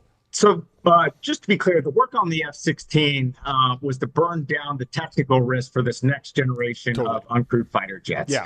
But in terms of like what the most technically hard, like the technically hardest part about it is actually around safety and certifiability, right? Sure. The U.S. Air Force, the U.S. Navy, they're not putting up 20,000-pound aircraft in the air, right, that are just going like not perform, right? Especially in in the dogfighting scenario when we have relative closure rates between 2 15,000-pound aircraft going 1,200 miles per hour closure rates within call it 50 meters of each other. You have to be able to say, I can guarantee the safety aspect of what's going on here. Yes, there's risk, but this is how it's been burnt down. This is why it's safe. This is why we believe it's going to do or why we know it's going to do exactly what it said it's going to do. So as people think about, and I think that's where Shield AI has really shown is our understanding of not just like the autonomy aspect, but that intersection of autonomy, jet aircraft, safety, reliability, certifiability. That's where Shield AI stands out. Do we need and spent a long time working on. Do we need a new Top Gun movie where the protagonist is a software developer? It probably wouldn't be as entertaining as Maverick 2, but we're open, or as Maverick, but I'm open to it. Yeah, I'm open to it. I'd love. How do you think about M&A going forward? I think you guys have made a couple, or at least a couple acquisitions to date. There's now a ton of new investment, but you guys have spent 10 years winning customer trust, winning, contracts, et cetera. And I imagine there's going to be some companies that develop, cool technologies or have great talent, but don't quite reach where you guys are. How do you look at that opportunity going forward?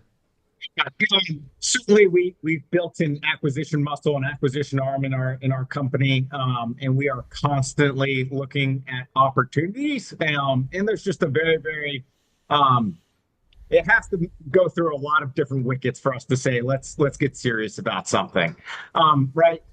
Ideally, it's strategic because it takes up a lot of executive time if it's truly going to move the needle for the business. At the same time, you'll see us do smaller acquisitions. We'll announce like a really, a smaller IP type acquisition here in the next several weeks. And so there's that range, but in the ideal world, strategic, needle moving for the business, gives us better market access, enables us to build a better product. One that's aligned with our strategy roadmap, with our product roadmap, with our vision for the business. And so we're always on the lookout for new companies. It's Fantastic. Last question, or we're good? No, that was it. I mean, come back on when you have whenever you have news. This was fantastic. I mean, such a fascinating business and like such a entertaining and just dramatic in so many ways. I mean, we could go way deeper, but thanks so much for taking the time to talk to us. Really fun conversation. Thank you, Brandon. Thanks, guys. I'll see you. We'll talk to you soon. Bye.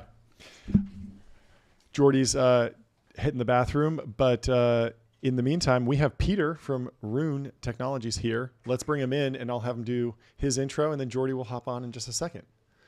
So, Peter, are you there? Can you hear me? Hey, Peter, how you doing? Hey, I got you.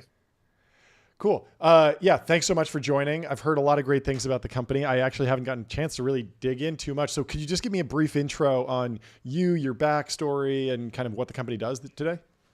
Yeah, absolutely. Absolutely happy to give you an intro and then tell you more about the company. Great. So myself, I'm the CTO of Rune. I lead the product and engineering team here. Cool. And before Rune, I was at Anduril for 4 years as a software engineer. Had some incredible opportunities there with some amazing teams. And before that, I was at Facebook for 3 years, Facebook Data Research. You're the meme of like you were building ads and then Palmer said, hey, come do something meaningful with your life. And you went and did it. Over by Palmer. I love it. Yeah, that's amazing. Yeah. It's real. And actually dropped out of college to join Facebook when I was 19. Cool.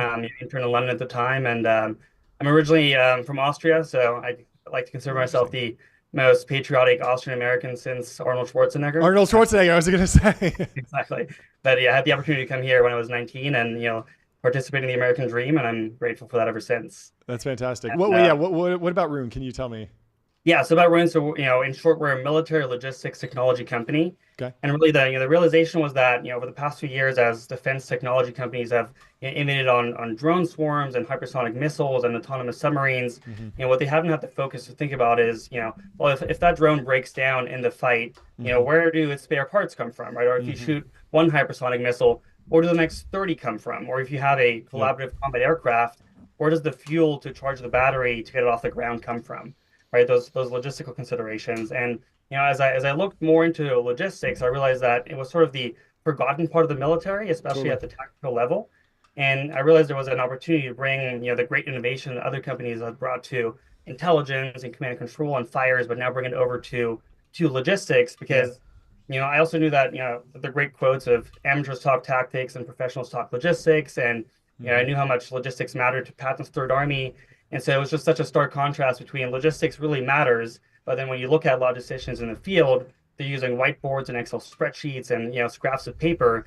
And there was a gap. And that's where we founded Rune to fill that. Yeah.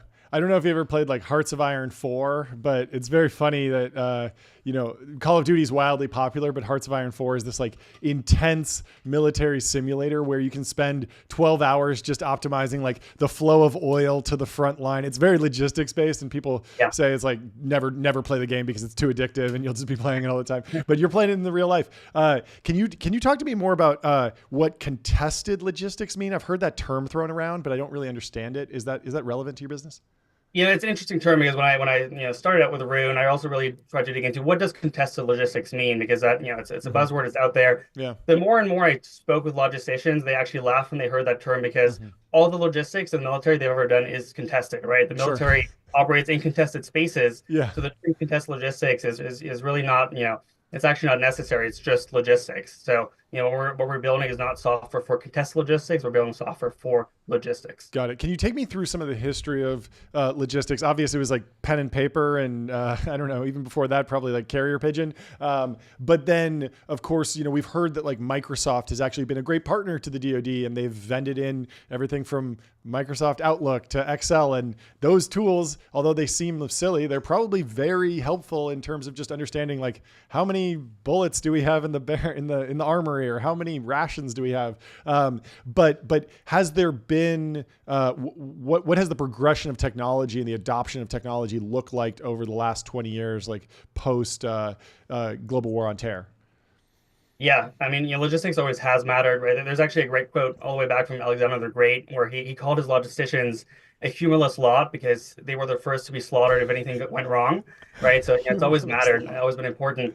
When it comes to technology, one thing that's interesting about the global war on terror is that logistics wasn't actually really the focus there because, we really had air superiority. So every shipment from, Germany or the US that had to get to the Middle East made it there in one piece, right? It really wasn't the primary focus. And it's really now more so as we're looking towards Ukraine and future conflicts with near-peer adversaries, logistics is starting to matter again the way it did in past large-scale conflicts, right? And seeing Russia, for example, really almost fail at taking Kiev in large part because of logistics, where that kind of woke people up to that problem again.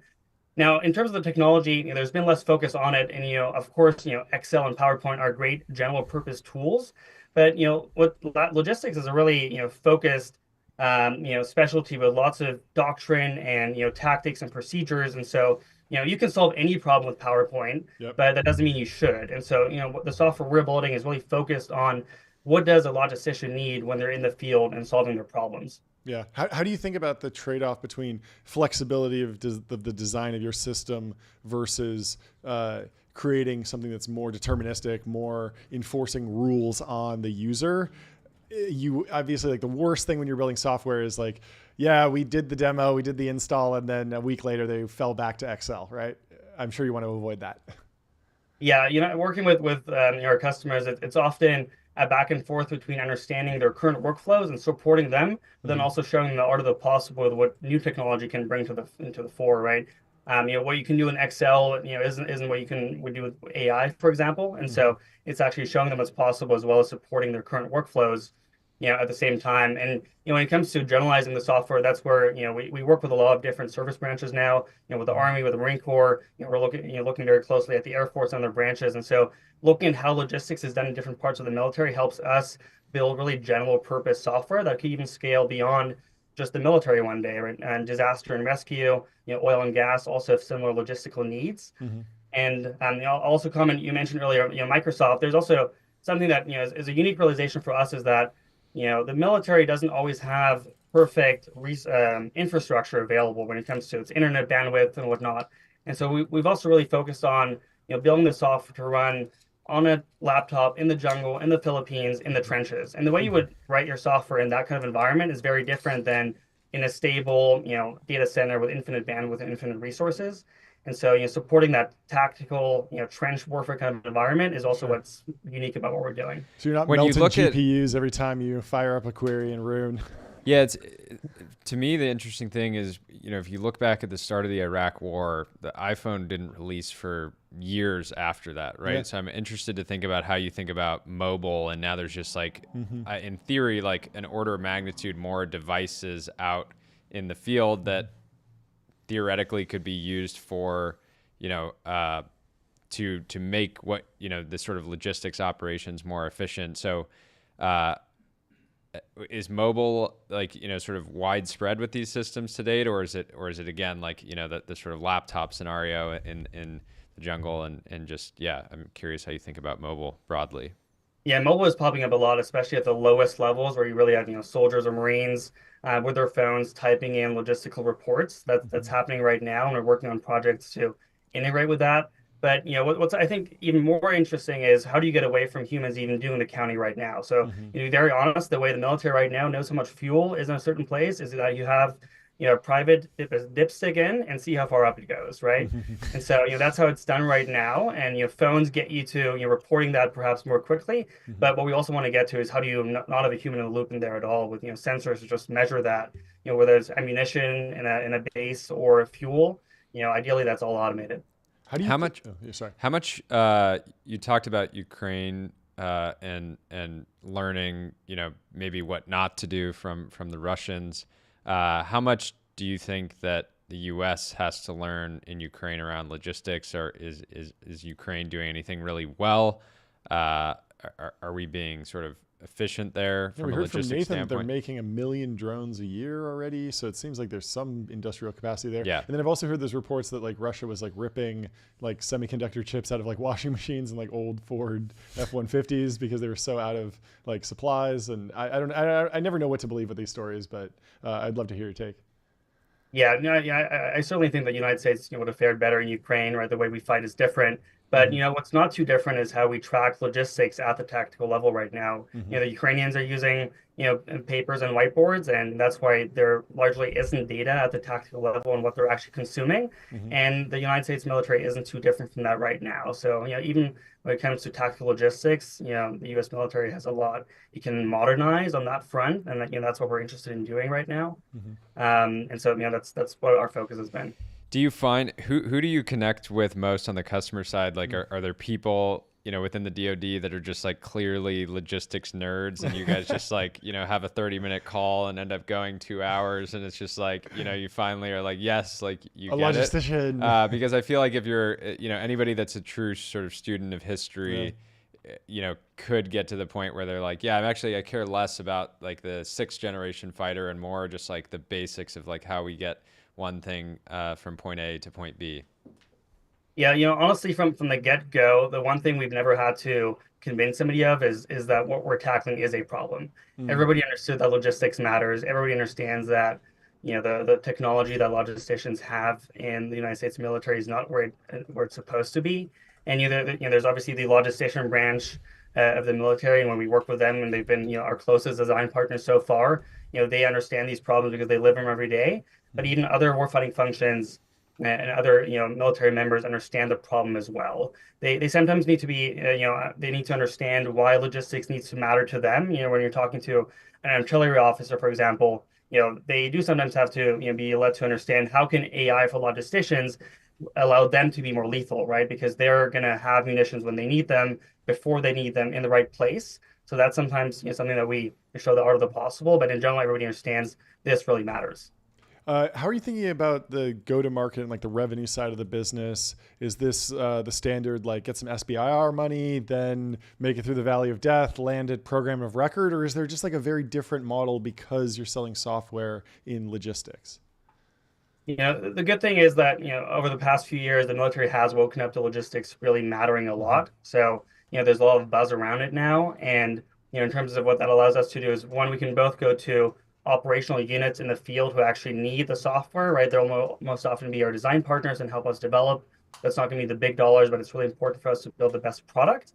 And then we're also going to the innovation labs, across the services. There's organizations that, help field technology, from the innovation stage. And then there's also the program offices themselves. And, across the services, there's very large projects or programs underway that include sustainment now. They maybe wouldn't have 2 years ago, but they do now. And so it's really across the board, from the largest modernization projects in the Army to the innovation labs to the operational units. We're going to all of them and having success with all of them as well. What kind of skill sets are you hiring for right now? It feels like AI would be really important, but maybe not today. What's like the kind of the type of engineer that fits in really well at Rune today? Honestly, we've been scaling rapidly. We're 12 people now, and I've had an engineer on board every single week for the past 4 weeks. Nice. So that's been really exciting growth for us. We're actually now looking for more product-minded individuals, or product managers that have lived the dream and perhaps were veterans themselves, but now want to build technology and understand that as well. So we're looking to scale our product team right now. And as we grow, further, engineering will always be our greatest asset. So engineers that have really cared about the mission before, right? We both care deeply about the mission of what we're building for, as well as having the right engineering skill sets. So engineers that identify with wanting to, like I did, not build ads anymore, but build military technology. That we're always going to be looking for those. Jordy, you got anything? That's it. I had one more question about kind of just on the data integration side. Is it important for you to build integrations into different data lakes, data warehousing? Is it important to just do really great like PDF ingesting? How are you thinking about actually getting, I'm sure as you grow and scale, like there will be times when you run into like, okay, there actually is a lot of data here. Let's bring it in and onboard it. Is Palantir a piece of all this? Like, how do you see Rune playing into like the broader ecosystem of like military data broadly? Yeah, so it's important about logistics that it does really require very holistic decision making, and then you can't just know what you have on hand, but also what transportation you have to get it from A to B, along which routes, with what crews to actually move that equipment. If you don't have any of those pieces, you're not making a holistic decision, and it might actually just break down when it comes to the real world. So we're very, interested in integrations. We have a super, open architecture that lets us integrate with programs of record and other systems. We're talking to lots of other companies that want to integrate with us. And then we're also allowing, manual inputs as well. Like you said, whether it is, like PDFs or Excels or your manual inputs too. It's kind of like a mix of other integrations, manual input, and you're combining all of that to give that, real world recommendation that connects all those pieces that I just mentioned. Yeah, that's great. Well, good luck to you. Thank you so much for stopping by. This is a wonderful conversation. We'll have to have you back when there's more news. Yeah. Yeah. Thanks. Great to meet you. Yeah. Have a Bye-bye. great day. Very cool. We got Sam. We're switching gears here. We're going into from defense tech into hard tech impulse stoves. I want to talk to Sam about what Big Stove is doing in reaction to the tariffs. Well, before we get into this, Yeah. you know what somebody that's selling stoves online should use? Oh, I know. I think you know, John. Numeral, baby. Numeral. For sure. Put sales tax on autopilot. Yes. They put it on autopilot for thousands of leading e-commerce and SaaS businesses. It is the platform for sales tax compliance. You don't want a guy like and Sam automation. spending any more than 5 minutes per month. 5 minutes tax is compliance. honestly It's the perfect the amount. perfect You want to be amount. dialed in. You Yeah. want to be paying You attention want to this it, guy but you don't want to be reverse over-investing. searing a steak and posting Yep. a great video Yep. and doing interviews. You don't want him wasting time on sales tax as he sells We these should- all over the country. We should film an ad where we give an ad for Numeral while searing, a steak. You could probably do your sales tax faster than than it searing takes. a steak on That's a right. You could maybe make it a impulse ritual. stove. You could maybe make it a ritual and just say every month I'm going to spend 5 minutes on sales tax compliance. Yeah. And while I cook a steak. And you know where I expect to see a lot of these stoves installed? Where's that? In Wanders, for sure. That's right. You check into a Wander, you find your happy place. Find your happy place. Find your happy place. Book a Wander with inspiring views, hotel-grade amenities, dreamy beds, top-tier I cleaning, got to say, 24/7. John, concierge Andrew, Kyle, service. let's get some impulse stoves and Wanders. I would love People that. are going to be begging for I want to them. be able to filter for it. They have a bunch of filters. You can filter for great Wi-Fi, has pool, king bed, all Has these an different impulse things. stove. I want to know if there's an impulse stove. Anyway, we got the founder of Impulse coming into the studio. Welcome, Sam. Boom. How you doing? Great to chat with you guys live. Yeah. I'm so glad to hear. I think we featured your post before. We've talked about you. We've always said that it's interesting that I feel like in some ways Impulse is kind of like a dividend of Anduril. It's not Anduril for stoves, but it's something that like people didn't think that you could start a new stove startup in a few years ago, and now you can. And so give us the pitch. How you doing? So basically, for context, though I think I overheard you guys talking about me before, but basically we make a stove that's about 7 times faster at boiling water than most other stoves. So like you can boil like 10 cups of water in like a minute and a half or something crazy. So like your mac and cheese is immediate. Yeah. But then it also lets you set an exact temperature, sort of like an oven. So it's like instead of low, medium, and high, you can turn our like cool magnetic knob to an exact number, and you don't get smoke. You can like fry with without seed oils for all of your esteemed health conscious followers. Oh, I'm sure there's lots of fans. And you can buy it right now at impulselabs.com. We ship in about 12 weeks. That's amazing. And you can lock in, current pricing at that point. I'll joke about that later. Cool.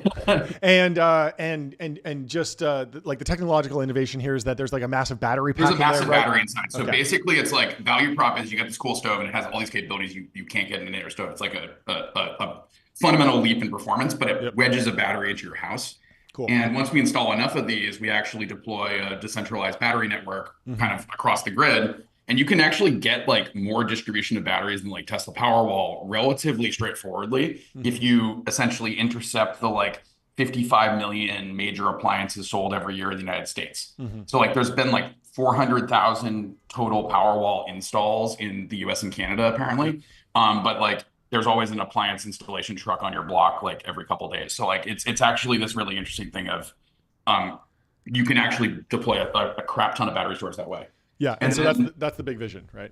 Yeah, and then we've actually figured out how to get the distribution unlocked. So one is you could buy the stove at impulselabs.com. It's awesome. But we're also partnering with a bunch of major appliance OEMs to get the tech in there. Cool. And so that means that you can go to some random appliance showroom like Joe and Bob's Appliances, buy a brand you already know, and it might come with Impulse inside. And so we're starting to roll that out over the next year.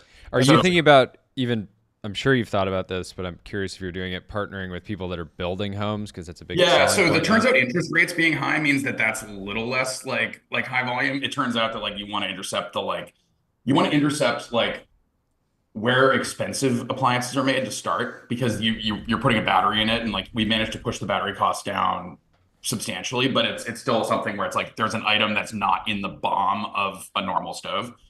And so you kind of want to start high end, very similar to Tesla and all this other stuff, but then where the high end appliance is sold kind of diffusely. So getting into these brands, having a standout brand of our own, but then also getting into brands that people are already buying lots of, is the way to do that. And like I then have to talk to like 10 different OEMs versus thousands of developers, basically. It's actually like, and then you monetize the battery the same way either way. Like once the thing is installed, the battery's under our software control, and so we can sell that battery to utility. We can rent that battery to utilities for grid services and stuff like that.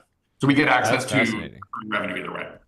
Awesome. Wait, talk more about that. Like talk about the grid integration and getting that extra leverage and specifically recurring revenue.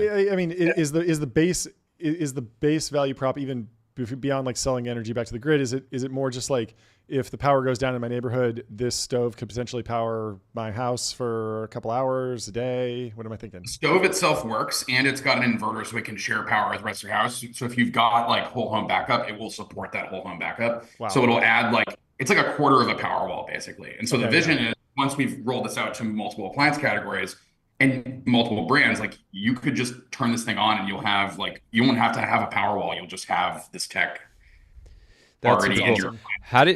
I love the design of the product. How do you think about making smart tech stupidly sort of easy to use? Right. I have this. I got a. Yeah, if I need an app on my phone, I'm not. So the other day, we don't have an app. No, so the other day, I walk into my bedroom and I go to like raise the blinds. Yeah. And it doesn't work. And I ask my wife about it, and she's like, "Oh yeah, we need to charge the blinds." And I'm like, "What do you mean?" And I look up, there's like a cord. I gotta like charge it once a year. I'm like, "Give me a break. I don't want to think about charging my blinds. It's hard enough keeping this thing charged." Right? So I think like we're entering into like, there was like the last 10 years have been like the smart home era. Yeah. But everything going back in many to ways, dumb home. We need to get smarter, but also dumber at the same time. Yes. We've been in the midwit home era. It's the midwit home. It's the midwit home. It's the midwit home. It's like it's like, okay, does your smart home require someone who's like an IT expert to set it up, and then you don't want to touch anything because you'll like disconnect your light switch, and then by the way, like Google Home still doesn't have an LLM to it, and it still doesn't know how to set an alarm properly. And like if I ask it to play a certain piece of content, it thinks that I mispronounced it, even if I always request that content. Like it is actually crazy how bad this stuff is. Yeah, it's wild. But, what we realized was like, okay, people hate these touch panels on the stoves and stuff like that. So we figured out a way to do knobs where like they're magnetic and removable, so you can clean all the gunk underneath them. Oh, that's cool. So that was pretty cool. But then basically the UI is really simple. It's like it's the same as like a gas stove. It's like you basically push in and twist and you get heat. Like it's not like any sort of crazy. It's like and then the smart feature we realized was make it hold temperature accurately. So instead of like, you can say low, medium, and high, we still have that, but like you also can say 315 degrees, and then like your eggs come out exactly the same every day. And the butter doesn't burn. Maybe it lightly browns. If you don't want the bottom of the egg to brown, you can set a lower temperature. But like basically we just give you like direct control over the thing that people actually want to do, which is not play back a smart recipe and like be on rails with New York Times cooking. It's like, no, I just want to be able to do the thing that good chefs are able to do by like hovering the pan over the burner and like doing all the right motions that they teach. How do you think about what's your vision for humanoids in the home? Because it's not hard to imagine, my humanoid going, grabbing the steak out of the fridge, slamming it on the impulse, and then just like doing that. But maybe they don't even need to touch the knobs, right? If you just have the integration, like they're just so you don't really have to touch the knobs with our thing either, because you just turn it on once and then it's just like at the temperature. You don't have to mess with it. But like I realized that the number one automation in cooking was actually just holding temperature consistently on a pan. And if you can do that, you elevate a midwit cook to a decent cook. And so do that, and then that's kind of the 80-20 of kitchen automation. Like I cook at the office. I made some like crazy braised thing, and it was like super simple. I made rice without a rice cooker. Like, you don't even need these accessories. Yeah. Do you have a rule with your team where it's like you can't order out? Like, you have to use the product every day at lunch? Yeah, I gotta tell everyone that the tariffs are, cutting into the lunch budget now. Oh yeah, yeah. Let's talk about the tariffs tariffs and your supply chain. I'm sure you're impacted. It's impossible not to be. And one thing I'll lead with is like we're in an interesting space because all of our competitors are also impacted. So like basically even in the US made appliances, like, so if you go to like a Whirlpool factory, all the circuit boards in there are actually like made by like German or Chinese companies. And so, or a German company in China in many cases. So it's like, basically if you tear down any induction stove, you pretty much like see Chinese and German components inside, even if it's made in the US. And so for that reason, it's like, okay, we're building our stuff overseas. We're going to figure out, hey, what the lowest tariff regime is, make it at Vatican City or whatever works. Hopefully blessed by the Pope. Yes. We can commiserate over our Italian heritage, but our shared Italian heritage. But basically the point is like everyone's going to be impacted because inputs are impacted. So like even if I build a factory in let's call it like Phoenix, Arizona, I'm not like, my sub-suppliers haven't onshored yet in volume. Like an example is like, I'm an investor in Hadrian. Like Hadrian like does not have enough CNC machines to make all the world's iPhones yet, for instance. Like it would take them a second. I'll overestimate. I'll be optimistic here, but it'll take them at least a second to get that capacity up and running. And this is going to happen across the board. So like the lesson from the last wave of tariffs was Vietnam. Basically, Vietnam was this like kind of quote unquote loophole country that now is seeing like 45+% tariffs or whatever. Yeah. But Vietnam the tariffs were only on China. There was a lot of Chinese manufacturers that just basically drove across the border and set up a factory. And AirPods, all the engineering staff Chinese, like they're just flying in. It's kind of like 2-hour flight, 1-hour flight situation from Shenzhen. But effectively, it's a Chinese-run factory. Now, to get them made in Vietnam, you had to actually make some of the components there. But what this meant was all of the large format injection molding machines, because what did people move there first? Televisions. They moved all the TVs, like $600 TVs and stuff like that. They moved them there, but that meant all large format molding machines are just completely occupied. And so, like, if we want plastic parts, like our induction coil assembly or something like that, want to do that in Vietnam, we probably couldn't find the machine. We'd have to import that part from China regardless, because the machine would be occupied. And then there's a back order of those machines and like all this other stuff. So it ended up like, even to get to this point where a ton of consumer electronics from like Samsung, LG, Meta, et cetera, moved to Vietnam, it took like 6 years or 5 or 6 years from when those tariffs kicked off. And so if you want like a preview of what like US reshoring would look like, it's going to be something of that nature, or prices are just going to go up a bit and people are going to put it in the line item at checkout. So like, weirdly enough, it's like we're insulated from this a little bit by making a high ticket item that's cool. And like, maybe we'll get permission to raise prices by other folks or whatever. I don't want to be the leader in that space because I think that would stick my neck out, but it's something where, and then additionally, like, as a component supplier to all these appliance OEMs, where we actually make our money in software and recurring revenue from the battery storage, we're very insulated in that respect of the business. But it's something where like I had kind of a reaction to this being like, it would be really cool if I would have a different approach to reshoring manufacturing in the US, and it would be more around like making it legal to build a factory in San Francisco again and stuff like that, or the Bay Area, the San Francisco Bay Area again, without getting like angry NIMBYs on your ass. Or having to build a tent in the parking lot like Elon did like 5 times. I mean, Elon's the only guy who did it because you have to basically operate in this like legal gray area. Where else are you seeing the most opportunity in home appliances or just like tech for the home? Ovens seem adjacent. I don't know what you take on fridges and microwaves. We can do that with the battery really well. You think so? Yeah. That's fun. Anything else come to mind? Yeah, so I mean, I think there's actually there's some interesting. The home tech and the humanoids come to mind is like, I think just making a laundry machine that folds stuff at the end would be sick. That'd be amazing. People would spend like $5,000 on a laundry machine if it did that. Totally, yeah. And you would basically reprice the whole like laundry market if you Like I think the tech for that is going to exist like next year. Yeah, I think you just spawned like 5 YC companies with that code. Yeah. They can go license like Pi's models or whatever. Yeah, but I'm excited for that. That sounds amazing. Yeah, but so you can do that. We're actually thinking like I want to be the index startup for anything with a power cord, effectively.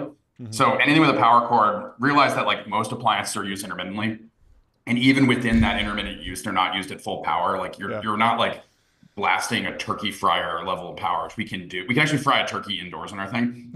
But you're not even when you're frying a turkey, you don't need full power all the time. You just need it to boil.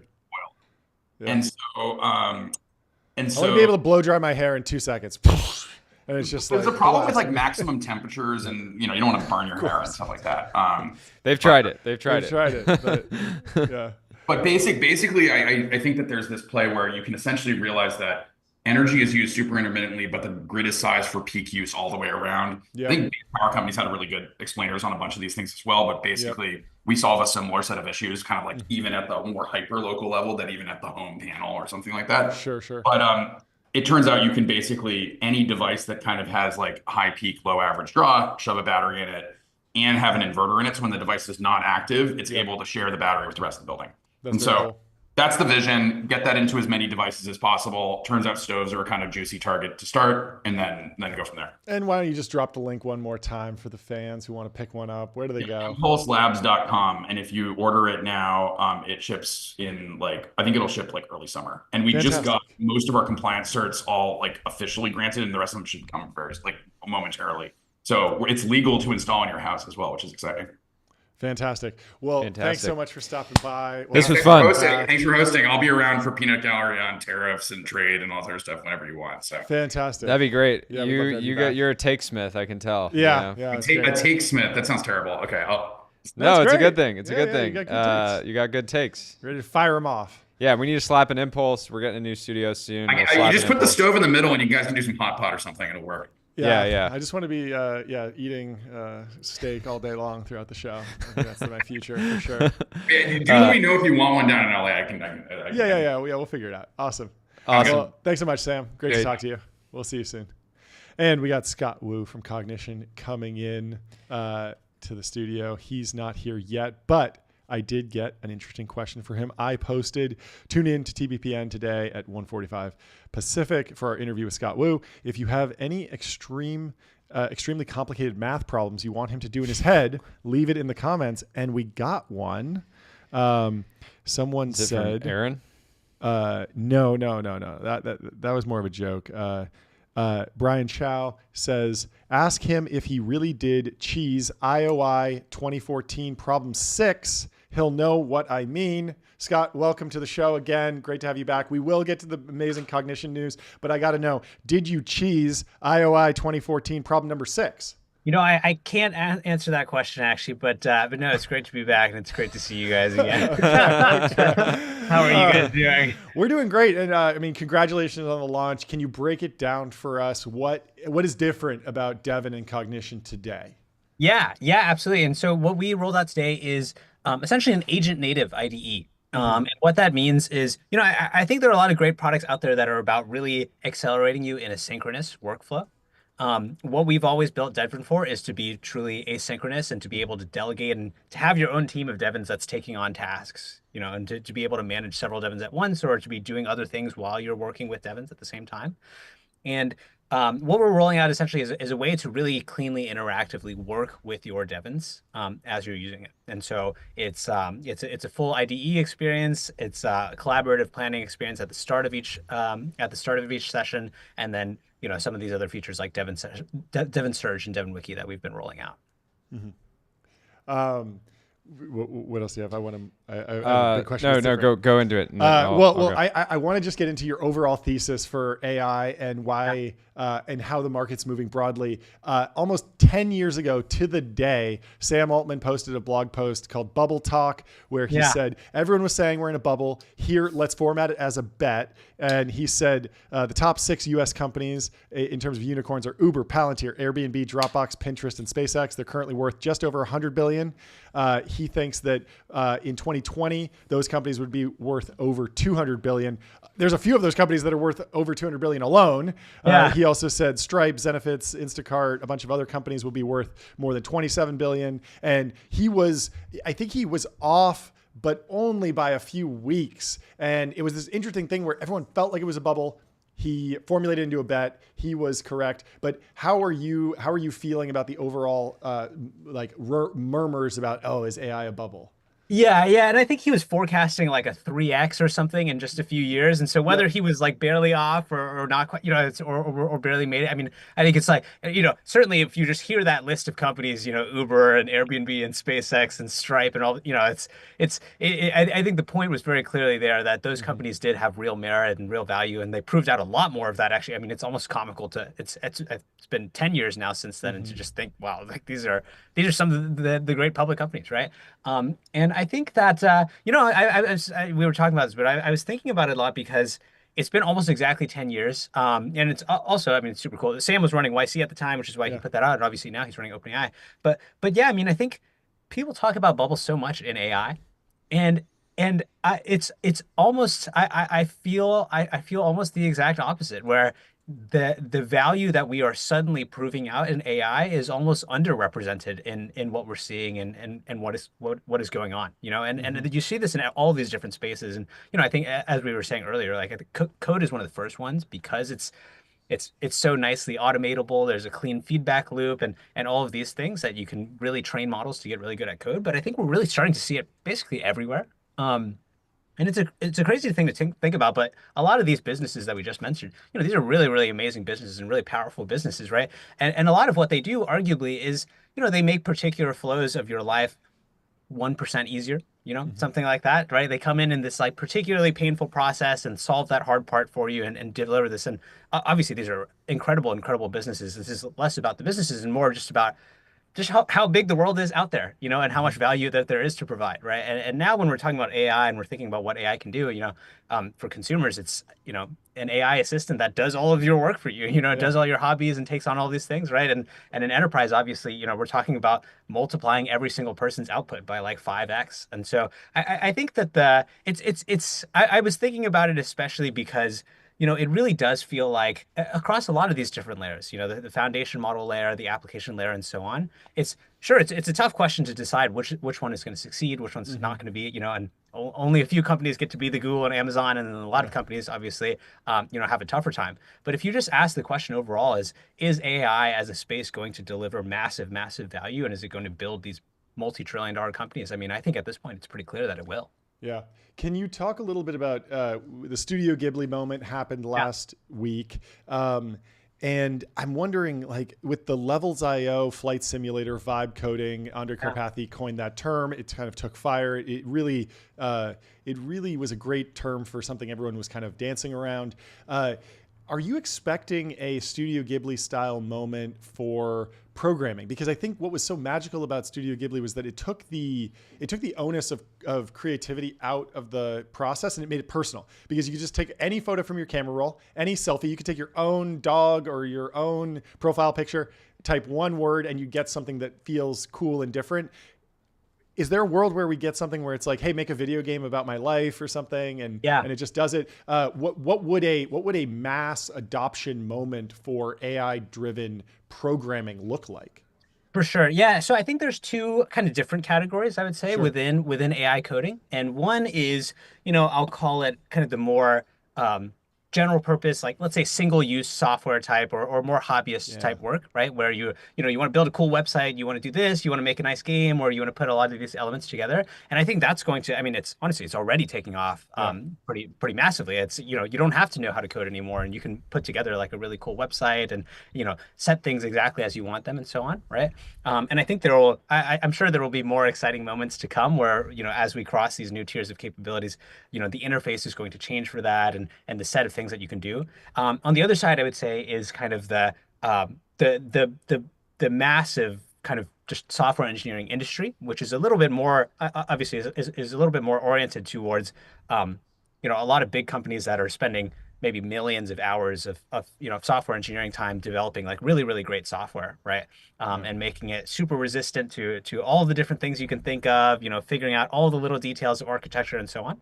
And I think on that side, I think for the time being, that's going to be primarily focused on software engineers, just because, it's while we're still working with these layers of abstraction, you still really need to have all of these kind of concepts in your mind and the ability to really just like reason with the computer architecture. But there it's kind of like, we'll see like a 5x there. So maybe one way to describe it is like, I think there will be a level of kind of programming and being able to interact with the world through code that everyone will have access to, which is super, super exciting on the one hand. And then on the other hand, I think for a lot of the deep technical work that we do, I also think that engineers who are focused on that and working on that are going to be able to do like 5x more. So we're kind of seeing both of those sides at the same time. How do you, what advice do you give engineers that are just joining the cognition team? You guys have such a ridiculous sort of, probably, I would assume the average engineer at cognition is a 10x engineer in any other organization. And so you're looking for like, there has to be this pressure of joining. You're building the tools that build the tools. How do you think about sort of ramping people to the sort of to the output that you want to see out of engineers at every level of the organization? Yeah. I was going to say, I mean, there's very little advice that I can give because these folks are all way smarter than I am. But no, I mean, I think it's interesting. I mean, one thing that comes to mind is people ask me all the time, like, should I even be studying CS? Like, should I even be how do I even think about software engineering? And I think the main thing I would call out here is just, as the capabilities change, the interface of AI product changes a lot as well, right? And so it's one thing, it's, for example, like, there was a phase where text completion was the main thing, and that was where the model capabilities were at, right? And you could get a lot of value from just pure text completion, right? And I think we're already past that and pushing into a lot of new things, but each new era that we get into in terms of capabilities is going to unlock a new product experience in AI code. And I think that the main thing to call out, because I think a lot of this is going to happen so quickly, is just it's really, really important to, as an engineer, to stay on top of all these tools and to understand how best to work with them. I think at this point, it's, there's no shortage of things to do in code. I don't think we're going to run out of things, software that we want to build anytime soon. And so I think it's more a question of how do you stay maximally effective at building software. And a lot of that is just, really being up to date with everything that's happening and understanding each of the new waves and learning how to use these new technologies, because it does take time to learn. How do you think about AI adoption among engineers broadly? Or has every, there has to be, I think about the example of like the Japanese soldiers that like didn't know the war ended, and so they were just like on an island and like still like in like war fighting mode, and it would have been like 20 years or something like that. And so I think there has to be engineers out there that like that maybe they don't know about cognition or they don't know about OpenAI or any of these other tools, and but it has to be some, like I would imagine like 90% of people that are just obsessively writing code every single day, 90% plus are sort of aware of these tools. But how do you think about adoption broadly? Yeah, for sure. No, and I mean, I think at this point there's a pretty significant fraction of all the top engineers in the world are using these AI tools every day, and they're getting a lot of value out of them. The main thing I would just say here is, this is where, and folks sometimes like to get a little kind of wishy-washy about, AI is going to come in and then suddenly all of our problems are going to be solved, right? And I think one of the things that we're finding, even in code is, there's just a lot of practical work to do out there in the world, right? And so I think it's one thing to, to be able to solve these theoretical problems in a vacuum. It's another thing to, all of these different code bases out there, all of these different development environments, all these details. There's a lot of COBOL out there in the world still. There's a lot of all of these various different languages or all of these crazy idiosyncratic setups. And so I think one of the big things, honestly, that we're solving as a space is actually not just the capability itself, but just solving for a lot of these practical constraints and getting the technology to the point where it works for everyone and not just the subset of people who are building the latest and greatest apps in Python and TypeScript or whatever it is, So can you talk a little bit about the importance of multimodality and image diffusion and understanding images in the context of coding? I think a lot of people assume that, well, it's just code. You don't even need to think about the advantages of being able to process images effectively. But at the same time, it feels like the more data you throw at these models, the better they get, even if it feels completely tangential. Just having, the ability to not just know Python, but also speak Russian and Chinese and and Japanese and all these different languages. It seems to increase overall intelligence, even though it's not the narrow set that you thought it was. Yeah, and by the way, it's actually a fun exercise if you've never done this before, to basically, a lot of the queries that we feed language models of just like raw, massive blobs of text, to try to do those yourself, like as a human. And one of the things that you find is like, wow, it's actually really hard if you're just looking at some massive chunk of text of just finding the thing that you want and getting the right thing. Like humans naturally, there's just like a lot of systems in how we process information visually and all of these things.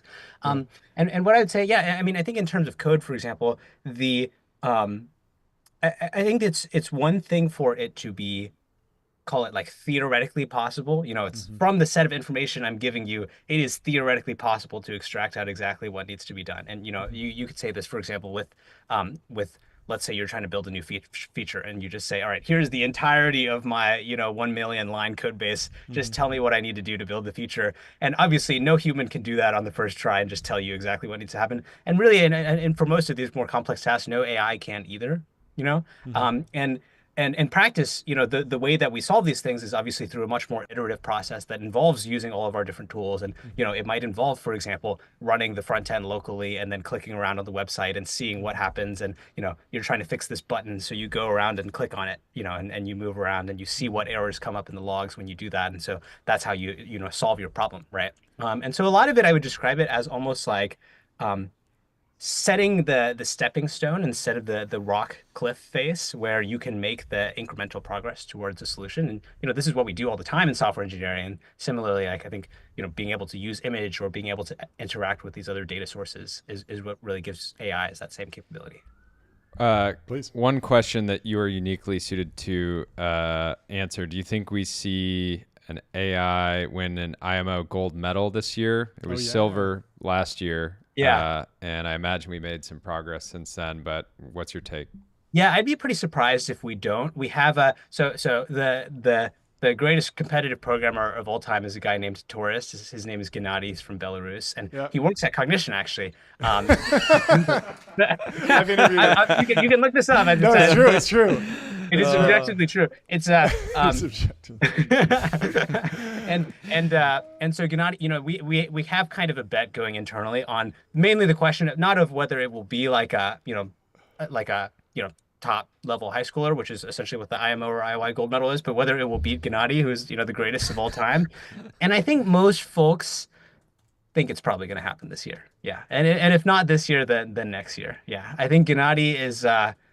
He's pretty adamant that he'll still be able to do it, and so I'm kind of looking for. I mean, I feel like we should do the whole show match, Gary Kasparov style, and do it. Let's do it live. Let's do it live on TBPN. Well, can you give us the call to action? It sounds like Cognition and Devin are much more accessible. How can people get started? How can they sign up? How can they play with this tool and see if it works for them? Yeah, so we rolled out a whole new experience, and then on top of that, we would really love to hear what folks think, and so we're making it a lot easier to try out. And so we have a new plan that starts at a $20 minimum, and it's all available at app.devin.ai. So you can sign up immediately. It's fully generally available, and you can try it out on your code base. Very cool. Well, amazing. Hope those GPUs don't melt. Hope the servers stay online, and good luck with with the next couple of months. As I'm sure it's going to be a continued rocket ship. Yeah, awesome. Congratulations to the whole team. Appreciate you stopping by. We'll talk to you soon. Thanks a lot, Scott. Talk soon. Bye.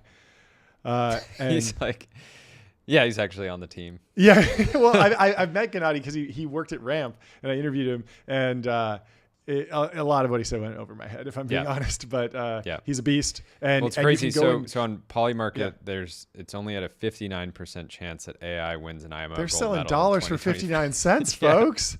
Not a financial advice, but you heard it here. Like, it seems pretty obvious. Anyway, we got Michael from Aurelius coming in the studio. Welcome to the show, Michael. What's up? Much. How you doing? How are you breathing today? You got the nose strip. Is the oxygen good? How you doing? Going well, dude. One of my nostrils barely works. So it's just all jacked up. I gotta figure that out at some point. But you're out for a while if you get an ENT fix. Right? Oh yeah, It'll be fine. I think I have the same issue. I should have dressed up, dude. I've tried those. I've tried the nose strips for sleeping at night. Yeah. They're pretty wild. This guy's the Alex Hormozy of laser weapons. Yeah. But Yeah. I appreciate dude. All right. you. I gotta get a new thing then.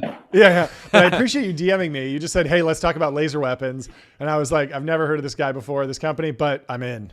And so I did a little research. I want to hear about your experience at Stanford. I want to hear the basic pitch for the company, your background. Can you just take me through kind of the 101 level of who you are and what you're building?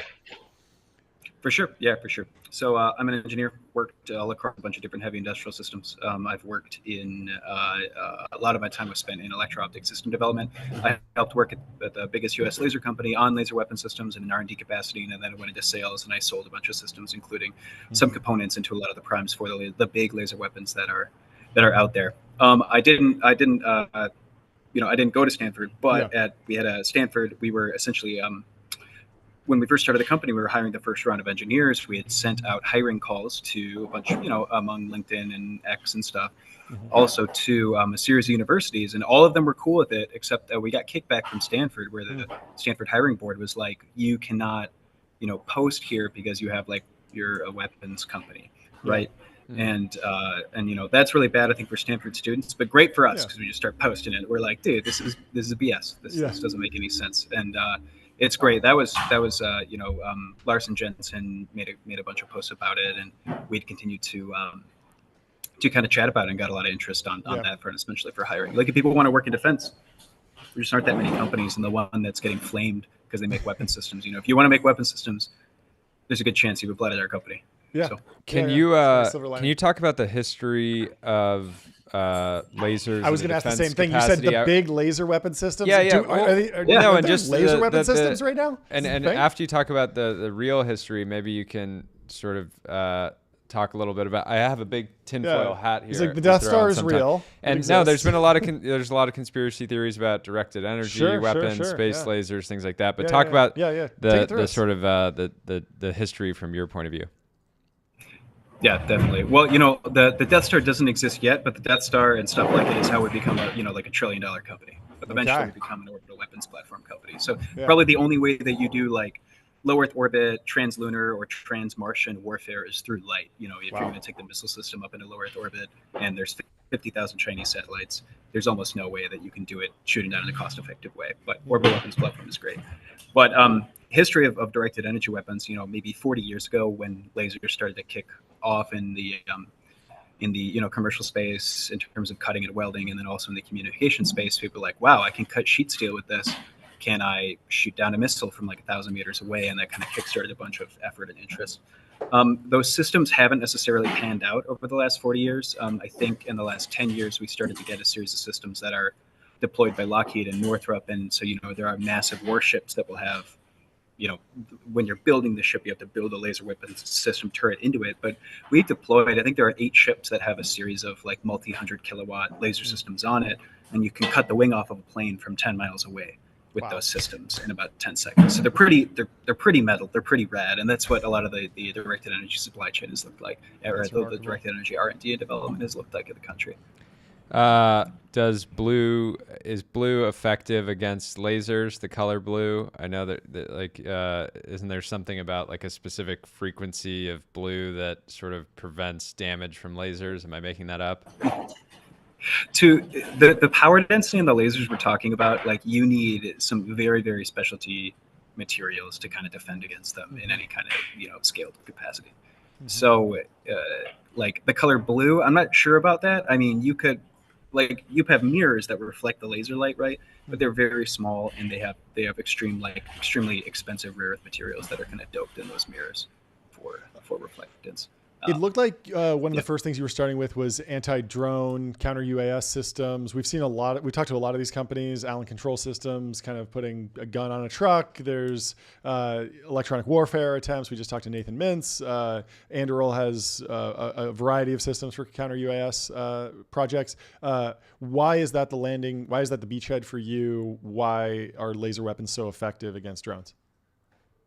Yeah, definitely. So fundamentally, directed energy systems, the promise there is that if you are using electrons as your ammunition, then you have an extremely low marginal cost to shoot down. Like you bring the price to shoot down a drone, if you're using a missile, it could be millions of dollars. If you're using an anti-rail drone, it could be $100,000 to $250,000 per drone shoot down. That's an improvement, but it's still extremely expensive and you don't have a cost differential on your side. If you turn a laser for 3 seconds to shoot down a drone, that's like 25 cents in electricity cost to shoot those down, essentially. So that's really what we're looking at on that front. And then your second question was, I think there was a second one. I just love to know, like it feels like this technology is still somewhat sci-fi. I mean, you've said that they've been deployed, but we haven't seen like videos of this, like, oh, in Ukraine, it's changing the battlefield, or like with the what was it, the shoulder mounted rocket during the Ukraine war when that broke out. We were like there's not enough in the supply chain. Like it was like, not just it's real, it's like it's having such an impact that they're using too many of them, and now we need to figure out the supply chain. I haven't seen any stories like that about laser weapons or directed energy weapons. So where are we actually in the rollout of this technology? Yeah, so there are large laser, like we were talking about earlier, there are large laser weapon systems that are deployed across like the Navy, for example. Those are really, really big. Primes generally are interested in making extremely expensive bespoke systems. This is like the Android play, right? Is that their business models do not allow them to do anything other than like the particularly heavy, expensive bespoke system. What we're doing is we're coming from the bottom up and saying, what is the lowest swap, like what is the lowest weight, what is the lowest size, what is the lowest cost for a directed energy system, coming from the bottom up and doing it. We're approaching our target for distance very rapidly on our R&D systems that will then go out and we'll look to deploy early to mid next year in kind of a fielded capacity through some of the DoD units. I think a really salient part of what we do is, like, when you're talking about some systems like maybe microwave systems or radio frequency systems or even bullet systems, is the range is extremely limited. I mean, when you're firing a round out of a M249, the muzzle speed's like 700 meters per second. So you have to lead something. When you get out to 700 meters, it takes 1 second for the bullet to land. And so you're arcing a bullet. The drone is flying dynamically. That's a very hard control problem. We are shooting things down at the physics limit, like the speed of action, essentially. This where when we shoot a pulse of light at something 1,000 meters away and it's moving left to right at maximum speed, say 100 miles an hour, the drone moves 30 microns, 20 microns in the period of time that it takes for the light to hit it. So we have some salient control benefits, and we also can continue to move out further and further and further, as we kind of build out the system and build more products on top of it. The pathway to 1, 2, 3, 4, 5 kilometers is right there. Have you, I'm curious, you've thought about defending various assets against drones that are non-military. So you can imagine if somebody has, let's call it an oil rig somewhere, and it's threatened by drones for one reason or another, or potentially a better example is something like an NFL stadium that's worried about potential drone-based terrorism. Have you thought about putting these turrets? Because one of the issues with traditional kinetic anti-drone weapons is you're sort of shooting bullets into the air. Those bullets are going to land somewhere. Theoretically, with lasers, you could take the drone outs without any risk of undesired damage. Yeah, definitely. So in an urban environment or at the border, right? Like you're not going to shoot a missile or a bullet in an urban environment at some drones. But there are, I think that the Super Bowl had something like 50 to 100, something like unseated airspace, like injections of drones that were not supposed to be there, and you couldn't really do anything. Like DHS couldn't really do anything about it. Yeah. So we go forward and we become an option where we're probably the only option in an urban environment where the laser is invisible, it is silent. We can autonomously target, detect, track, and destroy drones that are threatening civilian infrastructure. So that's a great point. That's exactly what we want to do. And when you focus the laser onto target to get a high density, there's a small depth where you get a very, very high density. You also deconflict and defocus past targets. So we have this kind of depth where it's fairly lethal to targets, but then we can deconflict pretty easily as well. Interesting. Yeah, this is sort of a scary thought, but do you expect there to be drone-based terrorism like some type of drone-based terrorism event in the next 5 to 10 years. It seems like a huge threat that we don't necessarily have any. It's not like a police officer standing outside some, soccer stadium somewhere is going to see a drone coming in and take it out with a handgun. So it doesn't seem like we necessarily have any defenses for that kind of attack. And you don't need such a sophisticated actor to pull it off necessarily. Yeah, definitely. I mean, there's almost certainly there have been attempts that the FBI has thwarted. So I think maybe 3 months ago, someone was planning an attack in Tennessee on either a power plant or a nuclear reactor. I forgot which. But they thwarted the guy in advance. They found him, checked his communications, and stopped him. Wow. But almost certainly, I think one of the main dangers and what people are afraid about with drone warfare is that it allows non-state actors to inflict massive damage on trillions of dollars of human and infrastructure assets. So I don't think that we're too far off from a major attack happening. Obviously, our state defense apparatus is doing everything that they can to stop stuff, and they're fairly successful. But like, if you miss 1 out of 1,000. That's pretty that's pretty damaging. How are you thinking about the revenue and growth side of the business? I can imagine pulling in some SBIR money. I can imagine this being kind of like a DARPA project almost. Long term, you probably want to be a program of record, but how are you thinking about staging things out, and what does it look like so far? Yeah, we have a lot of interest from a lot of the national labs in terms of going straight to OTA, in terms of procurement contracts. We are moving people didn't really think that this could be done. No one was looking at small scale, lightweight, edge deployed directed energy. And at this point, we're moving so quickly. It'll by the time a SIBR is written for exactly what we're doing right now, we'll be a year down the line and we'll be ready to produce 50 to 100 units. So at this point, our customers are pretty well receptive to that. If you're deploying directly to DoD, and then we just have an unending list of people that want to demo the turret on their vehicle platforms, so existing vehicle companies, all the way small startups, mid startups, prime stuff like that. And so I think we're trying to find that sweet spot where where do we deploy? We've done a good job building the first system. Everything that we're doing makes sense. And then what we're going at is where do you go from here? Which of the promising opportunities do you tackle with limited resources? Yeah. Well, I'm a potential customer. Yeah. I'm big into big game hunting, and I'd love to take this on my next hunting trip. Dude, and it'll be cooked. Yeah. That's what I'm looking for. You shoot deer, and then you can just eat it right there. Yeah. That's exactly what I need. I'm sure Peter will love that. So thank you. It's great. It's great to meet Michael. Yeah, this is a lot of fun. Thanks for doing what you're doing. Yeah. Thanks for the message, and thanks for hopping on.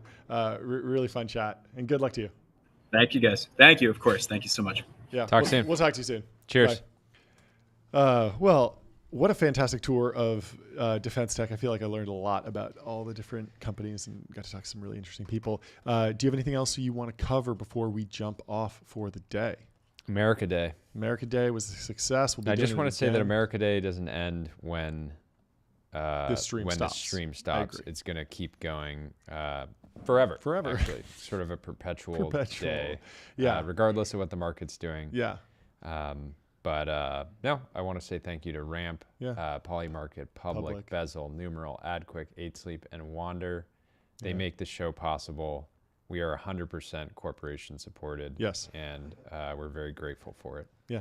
Thank you, everyone. We will see you tomorrow. Can't believe it's Friday tomorrow, John. It's crazy. It flew by. One more stream this week. Yeah. It's going to be a rough weekend. It's going to be great. Thanks a lot. All right. Thanks, guys. Cheers.